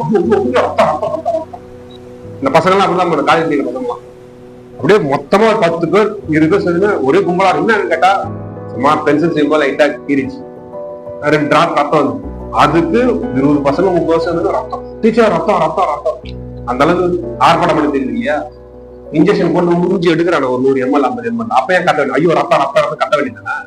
இந்த சுகர் டெஸ்ட் பண்ற போறேன், மாசம் டெஸ்ட் பண்ற போறோம், ரத்தம் எடுத்து செக் பண்ணீங்கன்னா மொத்தம் போயிடுவீங்க. நல்லா பண்ணக்கூடாது. அந்த ஒன் டச் வச்சு செக் பண்ணிக்கிறீங்க, அதோட நிறுத்திக்கும், அவ்வளவுதான் நியாயம். அது மேல போகக்கூடாது, புரியுதா? அப்போ சுகரை எப்படிதான் குருஜி சரி பண்றது? ஒண்ணும் இல்ல, கம்முன்னு அந்த பேன்கிரியாஸ் வந்து ஆக்டிவேட் போகும். மென்னு சாப்பிடுங்க, சுகர் இருக்கிறவங்க மென்னு சாப்பிடுங்க, பசி எடுத்து சாப்பிடுங்க, பசிக்காம சாப்பிடாதீங்க, நல்ல தண்ணி குடிங்க, நிறைய தண்ணி குடிங்க, யோகா பண்ணுங்க, ரத்தத்துல இருக்கிற அழுத்தம் எல்லாம் வெளில வரும், அந்த பேன்கிரியாஸை ஆக்டிவேட் பண்ணும், நல்ல இன்சுலின் சுரக்க வைக்கும், பீட்டா செல்கள் வேலை செய்ய ஆரம்பிக்கும். தேவைப்பட்டா நீங்க என்ன பண்ணலாம்னா இங்கிலீஷ் எடுக்காம ஆயுர்வேதம் எடுத்துக்கலாம். அதான் நான் சொல்றது, ஆயுர்வேதம் தான் பெஸ்ட். சரியா? இதெல்லாம் சப்போர்ட் பண்ணும். இன்சுலின் சுரக்க வைக்கிறது இல்ல, அந்த பேன்கிரியாஸை ஆக்டிவேட் பண்ணி இன்சுலின் சுரக்க வச்சு என்ன பண்ணுவது, அந்த குளுக்கோஸா கன்வெர்ட் பண்ணும். எக்ஸஸா இருக்கிற குளுக்கோஸ் தான் வந்து கிளைகோஜனா கன்வெர்ட் பண்ணி என்ன பண்ணுவது, நம்ம வேலை செய்யறதுக்கான குளுக்கோஸ் எல்லாம் தேவையான அளவுக்கு எடுத்துக்கும். எக்ஸஸா நிறைய இருக்கும்ல, அதிகமா சாப்பிடுறீங்கல்ல, அப்ப எக்ஸஸா இருக்கிற குளுக்கோஸ் என்ன மாறும், கிளைகோஜனா கன்வெர்ட் பண்ணி எங்க போய் டெபாசிட் பண்ணி வச்சுக்கோ, லிவர்ல டெபாசிட் பண்ணி வச்சுக்கோ, இந்த வயிறை சுத்தி டெபாசிட் பண்ணி வச்சுக்கோ. அதெல்லாம் வந்து அந்த கிளைகோஜன் தான் வந்து உங்களுக்கு தொப்பையா டயரா படியிருக்கு, எதிர்காலத்துக்கு யூஸ் ஆகுறதுக்காக. இப்போ எதிர்காலத்துல உங்களுக்கு இந்த குளுக்கோஸ் குறைஞ்சி போச்சுன்னா இங்கிருந்து எடுத்து கொடுக்கும், லிவர்ல இருந்து எடுத்து கொடுக்கும், இந்த மசில்ஸ் இருந்து எடுத்து கொடுக்கும். அது எப்படி எடுத்து கொடுக்குன்றது அது ஒரு சயின்டிபிக்கா ஒரு விஷயம் இருக்கு, அப்புறமா சொல்ல தெரிஞ்சுக்கலாம். சரியா? அதுல சக்கரை வியாதின்னு சொல்லி வீணா பணம் கொடுத்து பம்பு எழுதாதீங்க. சக்கரை வியாதி இல்லை, அப்படி இருக்குதுன்னு நீங்க நினைக்கிறீங்கன்னா கம்முனு சிவனேன்னு வந்து யோகா செய்யுங்க. புரியுதா? தேவைப்பட சில ஆயுர்வேதா மூலிகைகள் எடுத்துக்கோங்க. நேரத்தோட கொண்டு வந்து வச்சுட்டு நிறைய மூலிகை கொண்டு வச்சிருக்க பாருங்க, இந்த மாதிரி மூலிகைகள் எடுத்துக்கோங்க, யோகா பண்ணுங்க. ஆசனம் பாதி அசனம் பாதி. வெறும் யோகா மட்டுமே செஞ்சு நோயை சரி பண்ண முடியுமாங்கிறது வந்து நீங்க அந்த அளவுக்கு ஒழுங்கா இருந்தா. இது யாருக்குன்னா யோகிக்கு தான். நீங்களாம் யோகி கிடையாது, நீங்களாம் யாரு? போகிகள். அப்ப போகின்ற போது இல்லைன்னா குடும்பம். அப்போ ஆசனம் பாதி அசனம் பாதி. ஆசனம்னா யோகா, ஆசனம்னா மருத்துவம், மருந்து. அப்ப இது ரெண்டுமே சேர்ந்து எடுக்கும்போது கியூர் ஆயிடும். கொஞ்சம் அந்த இல்லற ஒழுக்கம், தர்மம், இந்த ஆரோக்கிய ரகசியம் கடைபிடிச்சுன்னா சர்க்கரை வியாதி சரியாயிடுச்சு. புரியுதா? அந்த சர்க்கரை வியாதின்னு சொல்லின்னு இன்ஜெக்ஷன் போடுறது, அப்புறம் அந்த இன்சுலின் போட்டுறது, மாத்திரை எடுத்துக்கிறது, இதெல்லாம் பண்ணிட்டு இருக்காதீங்க. ரொம்ப எமர்ஜென்சி தான் எடுத்துக்கோங்க, வேணான்னு சொல்ல வரல. ரொம்ப ரொம்ப ஒரு மாதிரி இருக்கு அப்படின்னா சரி, ஒரு 10 நாள் 20 நாள் நிறுத்திட்டு இந்த வேலையை பாருங்க. பயப்பட தேவை. சர்க்கரை வியாதியை பார்த்து பயப்பட தேவையில்லை. நீங்க வந்து சப்போர்ட்டடா ஆயுர்வேதா உள்ள கொடுங்க, யோகா பண்ணுங்க. பேட் ஹேபிட்ஸ் எல்லாம் வச்சுக்கிட்டு நீங்க இதெல்லாம் செஞ்சீங்கன்னா அதாவது அர்த்தமில்லாத வேலை செய்யறீங்கன்னு அர்த்தம். இவ்வளவு பணத்தை கட்டிட்டு வந்து சும்மா சும்மா வந்து உட்காந்துட்டு வெட்டியா நாலஞ்சு கேலரி பண்ணிட்டு போயிடுக்கிறீங்க. பக்கத்துல என்ன பண்ணீங்க, நீங்க குடிச்சிக்கின்னு அட்வைஸ் பண்ணி இப்பெல்லாம் வாழ்ந்தீங்க. இதெல்லாம் பண்ணிக்கின்னு எனக்கு யோகா பண்ணி நான் சரி பண்ணிக்கன்னா இது வந்து ஒரு கற்பனை உலகம் அர்த்தம். நீங்க கற்பனையில மாத்தக்கிறீங்கன்னா அப்படிலாம் கிடையாது. பேட் ஹேபிட்ஸ் இருக்கும், விட்டுணும். சரியா? நினைச்சு கூட பார்க்க கூடாது. ரைட். சக்கரை வியாதி இருக்கிறவங்க டிக் பண்ணுங்க. ஞானம் மறைச்சிட்டீங்க போல. இங்க வந்து உட்காருங்க. சவுத்துல போய் சாஞ்சி நல்லா இங்க உட்காருங்க. உட்காருங்க. எப்போ இடுப்புல அப்போ போங்க. இங்க உட்காருங்க. பல்லி மாதிரி சோத்துல போய் சாஞ்சி உட்காந்து விட்டீங்கன்னு நல்லா தூங்குறீங்க. இந்த சவுத்துல உட்காந்துக்கிறவங்க வந்து டச் பண்ண சோறு பள்ளி உட்காருங்க. முடியல, கொஞ்சம் முடியல, சும்மா அப்படி சாஞ்சிட்டு திரும்ப வந்துடணும். அப்படியே போய் நல்லா ஊட்டிக்கிட்டு கால் நீட்டின்னு அப்படியே தூங்குறீங்க. சொகுசா போயிடுச்சுன்னா தூக்கம் வந்து சொகுசே விடாதீங்க. சிறுநீரக கோளாறுகள், அந்த அந்த பேர்னிங் சென்சேஷன் இருக்கிறது, ஊசி குத்துற மாதிரி குத்துறது, அந்த மாதிரி பிரச்சனை இருக்கு. சொட்டு சொட்டா போகுது, அது மாதிரிலாம் இருக்கும். அந்த கிட்னி சம்பந்தமான பிரச்சனை இருக்கு, டிக் பண்ணி கொடுக்கும். சிறுநீரக கோளாறு இதெல்லாம் ரொம்ப முக்கியமான உறுப்பு. பாத்துங்க, சிறுநீரகம் இதெல்லாம் ரொம்ப ரொம்ப முக்கியமான உறுப்பு. இந்த சிறுநீரகம் வந்து சீக்கிரமா செயல் இழக்குதுன்னா கண்ட்ரோலா இருக்கணும் அர்த்தம். நான் சொல்றது புரிஞ்சது இல்லையா? கவனிங்க, சிறுநீரகம் சீக்கிரமா பாதிப்புக்கு உள்ளாகுதுன்னா இன்டர்கோர்ஸ் பண்றவங்களுக்கு சிறுநீரகம் படுத்துரும். அந்த ஆண் உறுப்போட எழுச்சி வீரியமா இருக்குதுன்னா அது காரணம் வந்து 2 கிட்னியோட எனர்ஜி லாஸ் ஆக ஆண் உறுப்போட விஷயம் டவுன் ஆயிடும். அதனால செக்ஸுவல்ல அதிகமா கான்டாக்ட் பண்ணாங்கன்னா சீக்கிரமா அடி வாங்குறது இதுன்னா கிட்னி அப்படிங்கிறத புரிஞ்சுக்கிட்டு இல்லறங்கிறது வந்து ஒரு மிதமான இல்லறம், அளவான இல்லறம், ஆரோக்கியமான வாழ்க்கை. சரியா? அதனால பார்த்துக்கோங்க. அந்த அந்த மாஸ்டர்பேஷன், அந்த சுய இன்பம் பண்றவங்களுக்கு கிட்னி பிச்சின்னு போயிடும். 2 பக்கமும் இடுப்பு கொட்டையும் பாருங்க, அப்படி கொடையும். அதனால அந்த விஷயம் தப்பான விஷயம் பார்த்துக்கோங்க. சிறுநீரக பிரச்சனை இருக்குன்னா டிக் பண்ணு. நீர்க்கடுப்பு இந்த வெயில் சீசன்லாம் வர வேண்டியது. ஆனா இயற்கை என்ன பண்ணுது, மழை பெய்ய வச்சு அந்த வெயிலோட தாக்கத்தை வந்து எவ்வளவு அளவு குறைச்சிருச்சு இல்லையா? கத்திரி வெயில்ல ஒண்ணுமே லீவ் 2 வாரம் விட்டுருவேன், 2 வாரம் 3 வாரம் விட்டுருவேன். எப்ப என்னால உட்காரவே முடியாது.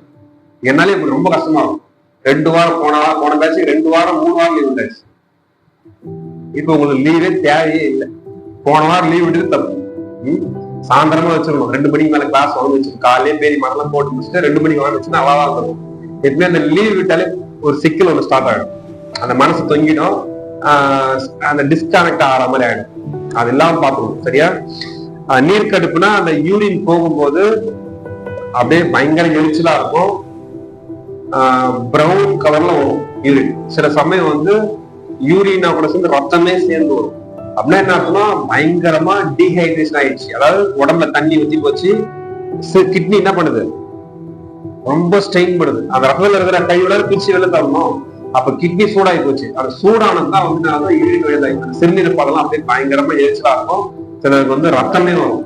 தண்ணி சரியா குடிக்கணும்னு அர்த்தம்.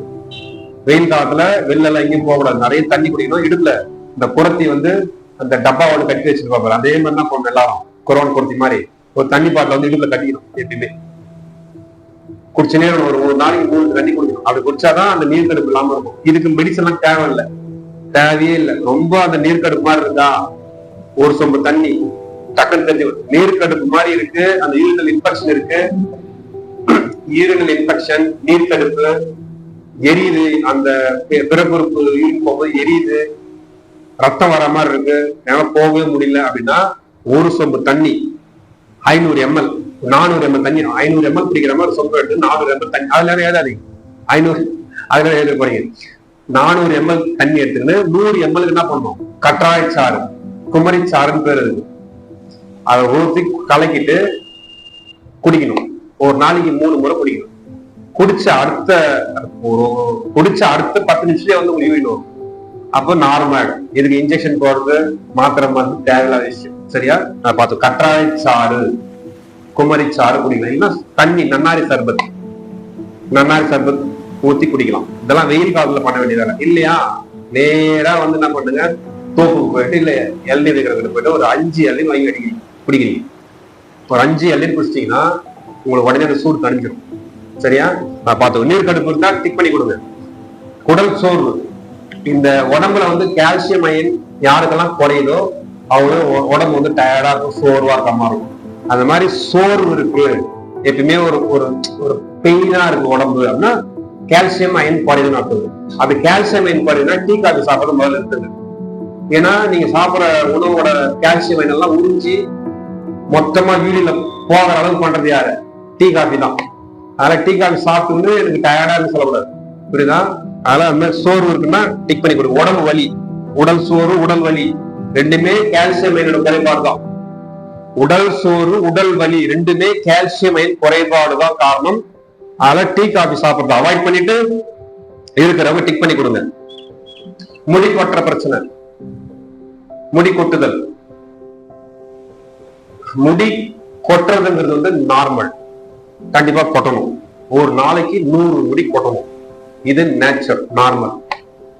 100 முடி கொட்டும், 100 முடி முளைக்கும். இது எல்லாருக்குமே நடக்கும். சரியா? எனக்கு நான் தலை வாரும் போது கொத்து கொத்தா கருண்டுன்னு வருதுன்னாதான் நீங்க முடி கொட்டுன்னு நீங்க வந்து டிக் பண்ணணும். சும்மா அப்படி வாரும்போது கொஞ்சம் வரணும், அது வேற விஷயம்.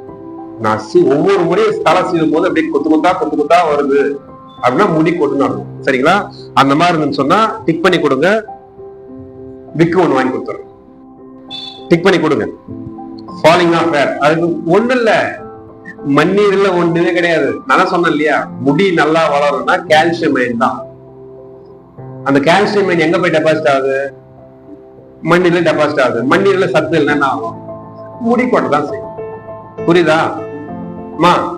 முடி கொட்டுது உழவுது புரிய மாதிரி ஆகி போச்சு. மண்ணீர்ல சத்து இல்லை. இப்ப மண்ணீருக்கு சத்து உள்ள கொடுக்கணும். புரியுதுங்களா? அது ஹீட்டை ரெடியூஸ் பண்ணிட்டு சத்து கொடுத்துட்டீங்கன்னா முடி கொட்டுறது முதல்ல ஸ்டாப் ஆகும். அது முடி growth ஆகிறதுக்கும் சில விஷயம்லாம் இருக்குது.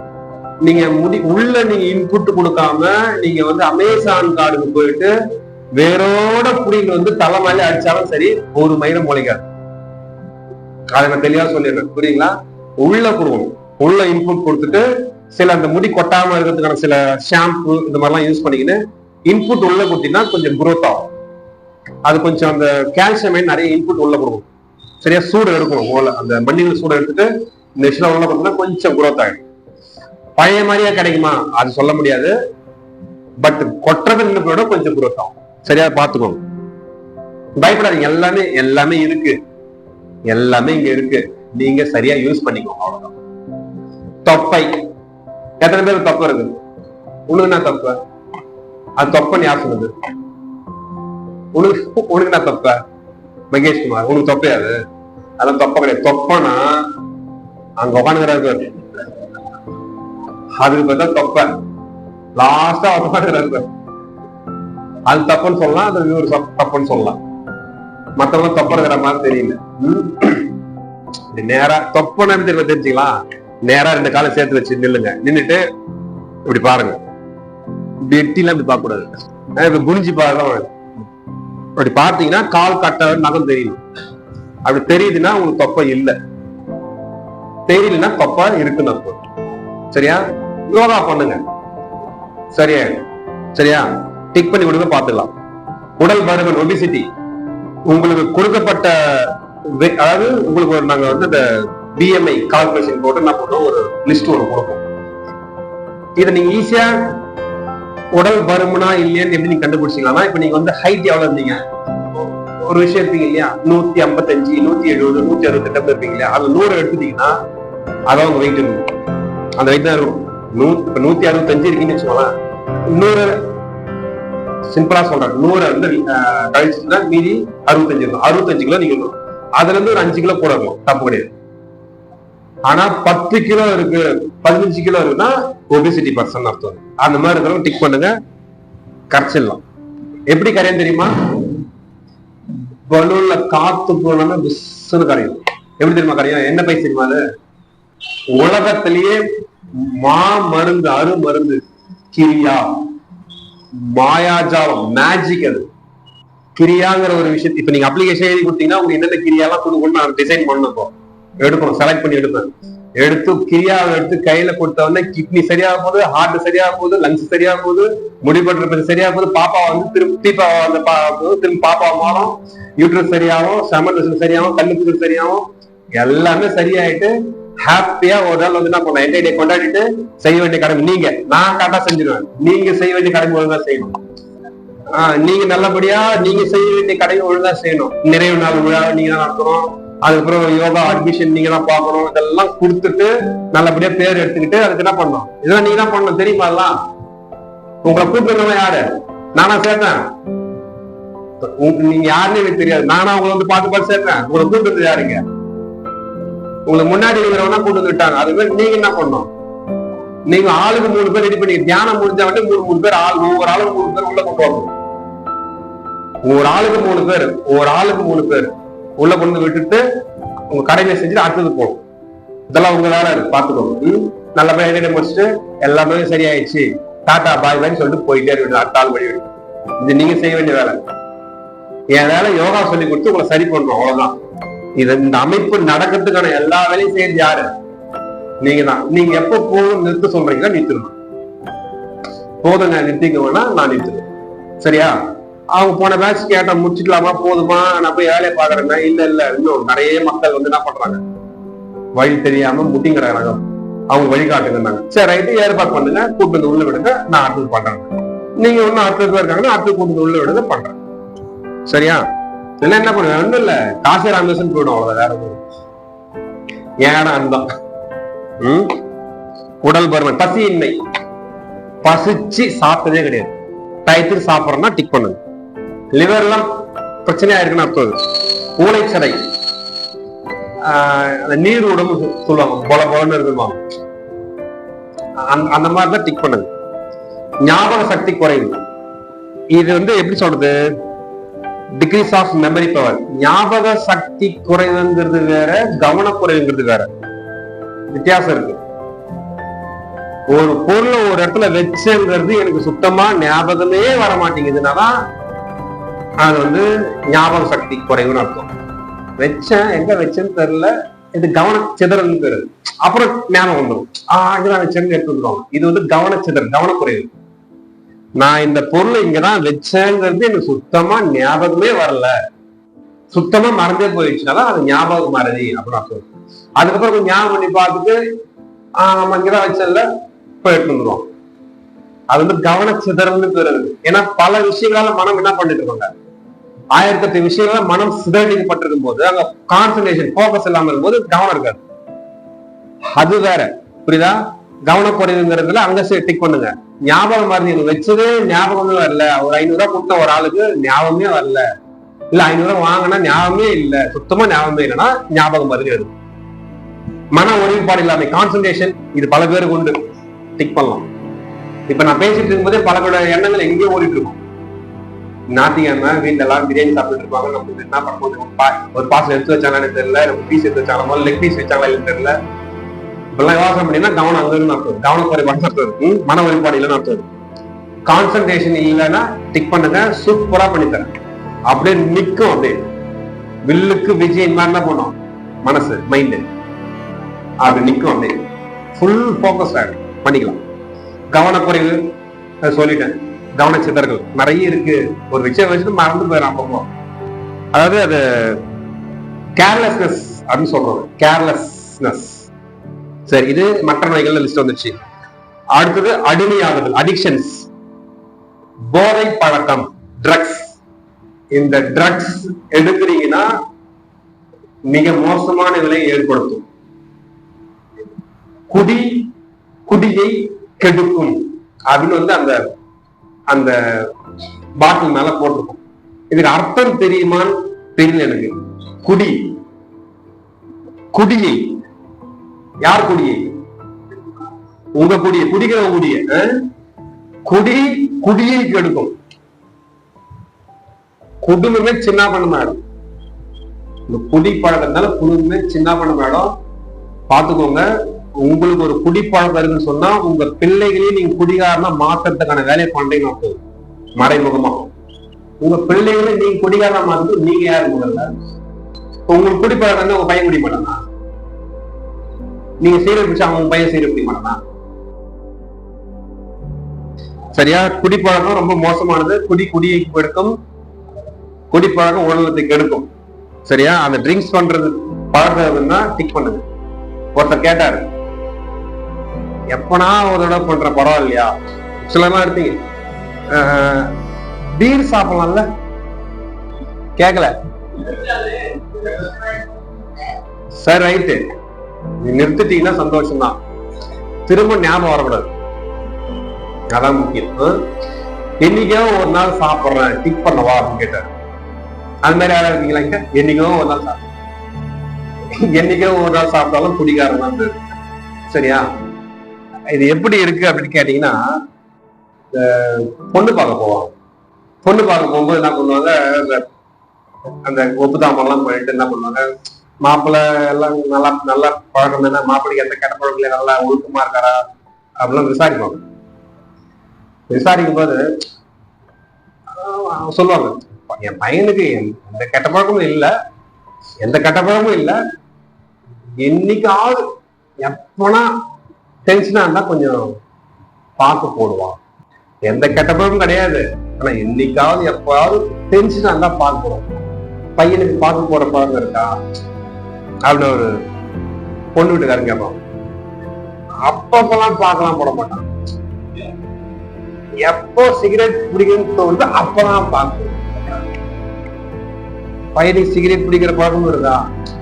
எப்பயுமே எல்லாம் சிகரெட் பிடிக்கிற பழக்கம் கிடையாது. எப்ப லைட்டா தண்ணி போடணும்னு தோணுது அப்பதான் சிகரெட் பிடிப்பான். பையனுக்கு தண்ணி போற பழக்கம் இருக்கா? எப்பயுமே தண்ணி போற பழக்கம் கிடையாது. எப்பெல்லாம் வந்து அந்த மாதிரி படம் பார்க்கணும் தோணுது அப்பதான் தண்ணி போடுவான். அந்த பழக்கமும் இருந்தா அப்படி என்ன அர்த்தம்? எல்லா பழக்கத்தையும் வச்சுக்கின்னு எந்த பழங்களும் எப்பாவது தண்ணி போடுவோம்னா அப்படின்னா அப்ப இதுவும் மோசமான பழக்கம் தான். குடிகாரன்னா குடி பழக்கம்னு அர்த்தது, போதை பழக்கம் அர்த்தம் டிக் பண்ணுது. இப்போ ட்ரக்ஸ் போதை பழக்கத்தை வேற குடி பழக்கம் கீழே போடுதா? அப்ப போதை பழக்கங்கிறது கஞ்சா அடிக்கிறதா? தெரியல, நான் இருக்குது. போதை பழக்கம் யாராவது டிக் பண்ணுங்க, குடி பழக்கம் டிக் பண்ணுங்க. சிகரெட் பிடிக்கிறது, அந்த பஞ்சு வச்ச சிகரெட்டு, பஞ்சு இல்லாத சிகரெட்டு, அப்புறம் வந்து ஏதோ சொன்னீங்க, எதை குடிச்சாலும் லங்ஸ் காலி. இது பாருங்க, நீங்க இந்த பிரபஞ்ச ஆற்றல் உங்களுக்குள்ள போகணும்.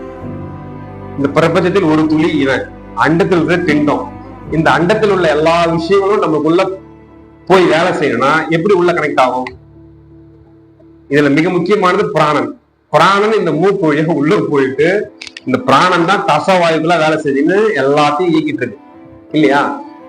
நீங்க அந்த ஸ்மோக் குடிச்சு அந்த லங்கு நல்லா வந்து அந்த நிக்கோடின் படிஞ்சிச்சுன்னா என்ன ஆகுது?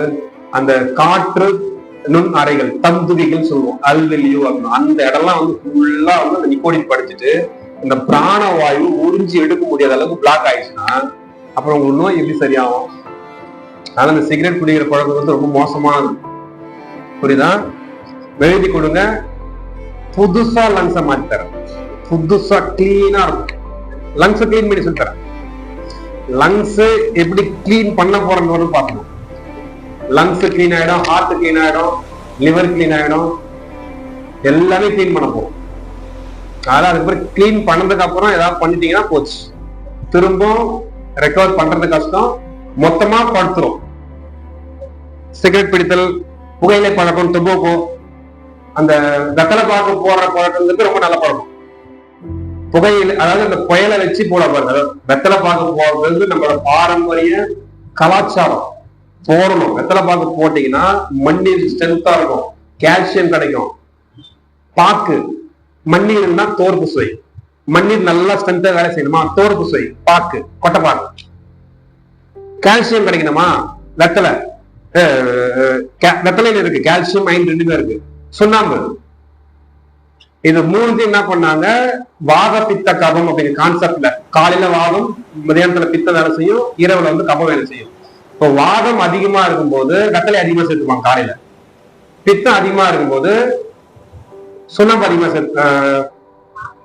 பாக்கு அதிகமா சேர்த்துப்பாங்க, கபம் அதிகமா இருக்கும் சுண்ணாம்பு அதிகமா சேர்த்துப்பாங்க. நைட்ல வந்து சுண்ணாம்பு அதிகமா சேர்த்துப்பாங்க, பகல்ல மதியான பொழுதுல வந்து பாக்கு அதிகமா சேர்த்துப்பாங்க, காலை பொழுதுல வந்து வெத்தலை அதிகமா சேர்த்துப்பாங்க.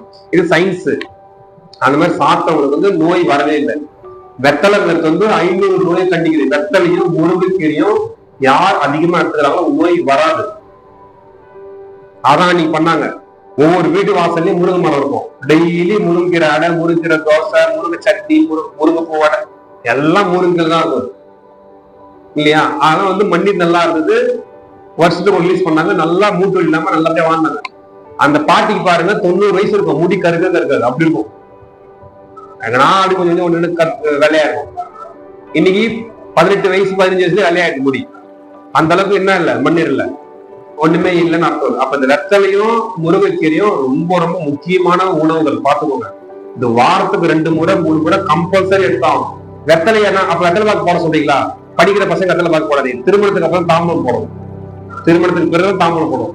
திருமணத்துக்கு முன்னாடி தாம்பலம் போட்டு படிக்கிற பசங்க தாம்பலம் போட்டீங்கன்னா நாக்கெல்லாம் கனமாயிடும், நீங்கிடும், பெருசாயிடும். பெருசாயிடுச்சுன்னா அந்த படிப்பு வந்து அந்த உச்சரிப்பு வராது. லானா லானா வானாலாம் வராது. பழக்க வழக்கம்னு சொல்றா, பழக்க வழக்கம். ஏன்னா அங்க என்ன போச்சு, நாக்கு வீங்கி போச்சு. அதனால வந்து படிக்கிற பசங்க போடக்கூடாது. திருமணத்துக்கு பிறகு இல்லறவாசிகள் போடலாம். தாம்பலம் தரிப்பது கலாச்சாரம். ஆண்மை பலம் இருக்கும், வீரியம் இருக்கும், கால்சியம் கிடைக்கும், அயன் கிடைக்கும், நல்ல நோய் இல்லாமல் அப்படியே வாழ்ந்தாங்க. பாருங்க 90 வயசு கிழவி கால் நீட்டு உட்காந்து வெத்தலை பாக்கு இடிச்சுக்கின்னு, அது வெத்தலையும் பாக்கு இடிச்சுக்கின்னு நம்மளும் இடிச்சுக்கின்னு பாருங்க, வாயை வச்சு சும்மா இல்லாம இல்லையா? அந்த தாத்தா என்ன பண்ணுவாரு, போகும்போது சும்மா போக மாட்டான். அந்த ஆள் வேற 95 வயசு, அது கூட 10 வயசு கூட இருக்கும். போகும்போது சீண்டு போவாரு, உனக்கு ஒன்னும் வந்து குசுமு போலையா அவனுக்கு அப்படின்னு அது திட்டம். என்ன காரணம் புரியுதா? கரெக்டா இருக்கான்னு அர்த்தம். அதெல்லாம் குசுமு போல கரெக்டா இருக்காங்க, புரியுதா? அதுக்கு எல்லாம் காரணம் இந்த மாதிரியான உணவு, இந்த மாதிரி கலாச்சாரம், பழக்க வழக்கம் தான். அதனால பாத்துக்கோங்க. பான் மசாலா ஆன்ஸ் போடுறேன், ஆப்பு வைக்கிறேன், என்னென்னோ வருது. அதுல இது போல பழக்கம் இருக்கிறவங்க டிக் பண்ணி கொடுங்க, பார்த்துக்கலாம். இந்த அடிக்ஷன்ஸ்லாம் வந்து விட்டுறது ரொம்ப நல்லது. அடுத்தது மனநோய், மென்டல் டிசார்டர்ஸ். இதில் மனக்கவலை அப்படின்னு கொடுத்துருக்கோம், ஆன்சைட்டி. ஏதாவது ஒரு விஷயத்தை நினச்சி என்ன பண்ணுவாங்க, கவலைப்பட்டுட்டே இருப்பாங்க. இந்த கவலை அதிகமாகும்போது இதுதான் வந்து மனச்சோர்வாக மாறும், அதாவது டிப்ரெஷன் அப்படின்னு சொல்லுவாங்க. இந்த டிப்ரெஷன் அதிகமாக இருக்கும்போது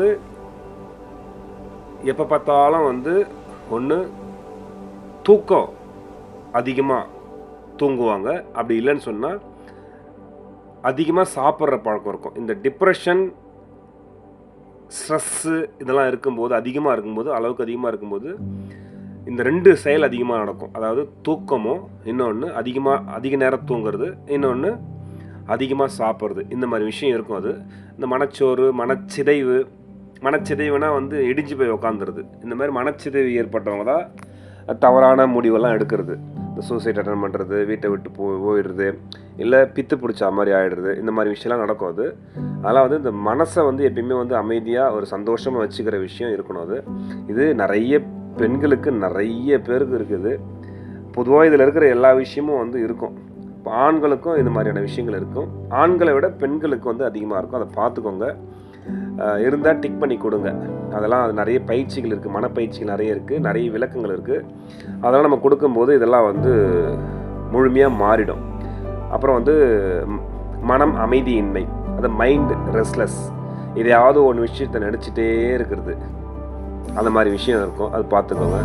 மன அழுத்தம், ஸ்ட்ரெஸ்ஸு, அப்புறம் மன உளைச்சல், டென்ஷன், இதெல்லாம் வந்து மனம் சம்மந்தப்பட்ட விஷயம். இது எல்லாம் தாண்டி இன்னொரு விஷயம் இருக்குது, ஹிஸ்டீரியா அப்படின்னு சொல்கிறோம். ஹிஸ்டீரியானா என்னன்னு தெரியுமா? ஹிஸ்டீரியாங்கிறது வேறு ஒன்றும் இல்லை, அது மனநோயோட உச்சக்கட்ட நிலை. அதை நம்ம ஈஸியாக புரிஞ்சுக்கிற மாதிரி சொல்லணும்னா, பைத்தியம்னு சொல்லலாம். பைத்தியம்னா நீங்கள் என்ன நினைப்பீங்கன்னா வந்து தலையெல்லாம் விரித்து போட்டுக்கின்னு துணியெல்லாம் கிழிச்சிட்டு ரோட்டில் திரியறது தான் வந்து பைத்தியம் அப்படின்னு நினைப்பீங்க. அது வந்து ஒரு 40% மேலே ஆனால் தான் அந்த மாதிரி நடப்பாங்க. ஒரு சர்வே என்ன சொல்லுதுன்னா, பொதுவாக மனிதர்கள் ஒரு 30% வந்து பைத்தியம் அப்படின்னு வந்து சொல்லப்படுது. ஒரு மனிதனோட செயல்பாடை அவனை அறியாமல் கேமரா வச்சு, வீடியோ கேமரா வச்சு ஷூட் பண்ணி ஒரு 24 மணி நேரம் அவனோட செயல்பாடுகளை வந்து ஷூட் பண்ணி பார்த்தீங்கன்னு சொன்னால், அவனோட செயல்பாடுகள் அனைத்தையுமே வந்து ஒரு பைத்தியம் செய்யக்கூடிய செயல்பாடு மாதிரி தான் இருக்குது. அதுதான் வந்து ஒரு 30% வந்து பொதுவாக வந்து மனிதர்கள் வந்து பைத்தியம் அப்படின்னு சொல்கிறாங்க. இது கொஞ்சம் ஒரு 30லேருந்து 35 வரைக்கும் போகும்போது அது சண்டையா சச்சரவா, பிள்ளைகளை திட்டுறது, கணவன் மனைவி திட்டிக்கிறது, கணவன் மனைவியை திட்டுறது, மனைவி கணவனை திட்டுறது, இந்த மாதிரி விஷயம் நடக்கும். இதை தாண்டி 35லேருந்து ஒரு 40 அப்படிங்கிற விஷயத்துக்கு போதும் அப்படின்னா, இது கொஞ்சம் எப்படி சொல்கிறதுனா, ஒரு டீசெண்டான ஒரு பைத்தியம் மாதிரி அது. அதாவது என்ன பண்ணுவாங்கன்னா, சண்டை சச்சரவுலாம் பண்ண மாட்டாங்க, ஆக்டிங் பண்ணுவாங்க. ஆக்டிங் பண்ணி அதை வந்து வெளிப்படுத்துவாங்க. அது கொஞ்சம் ரொம்ப எக்ஸ்பிளைன் பண்ண வேண்டிய விஷயம். அது மனசுக்குள்ளேயே வச்சிருந்து கணவனை அந்த பழி வாங்குறது ஆக்டிங் பண்ணி, அந்த மாதிரி ஒரு செயல்பாடு.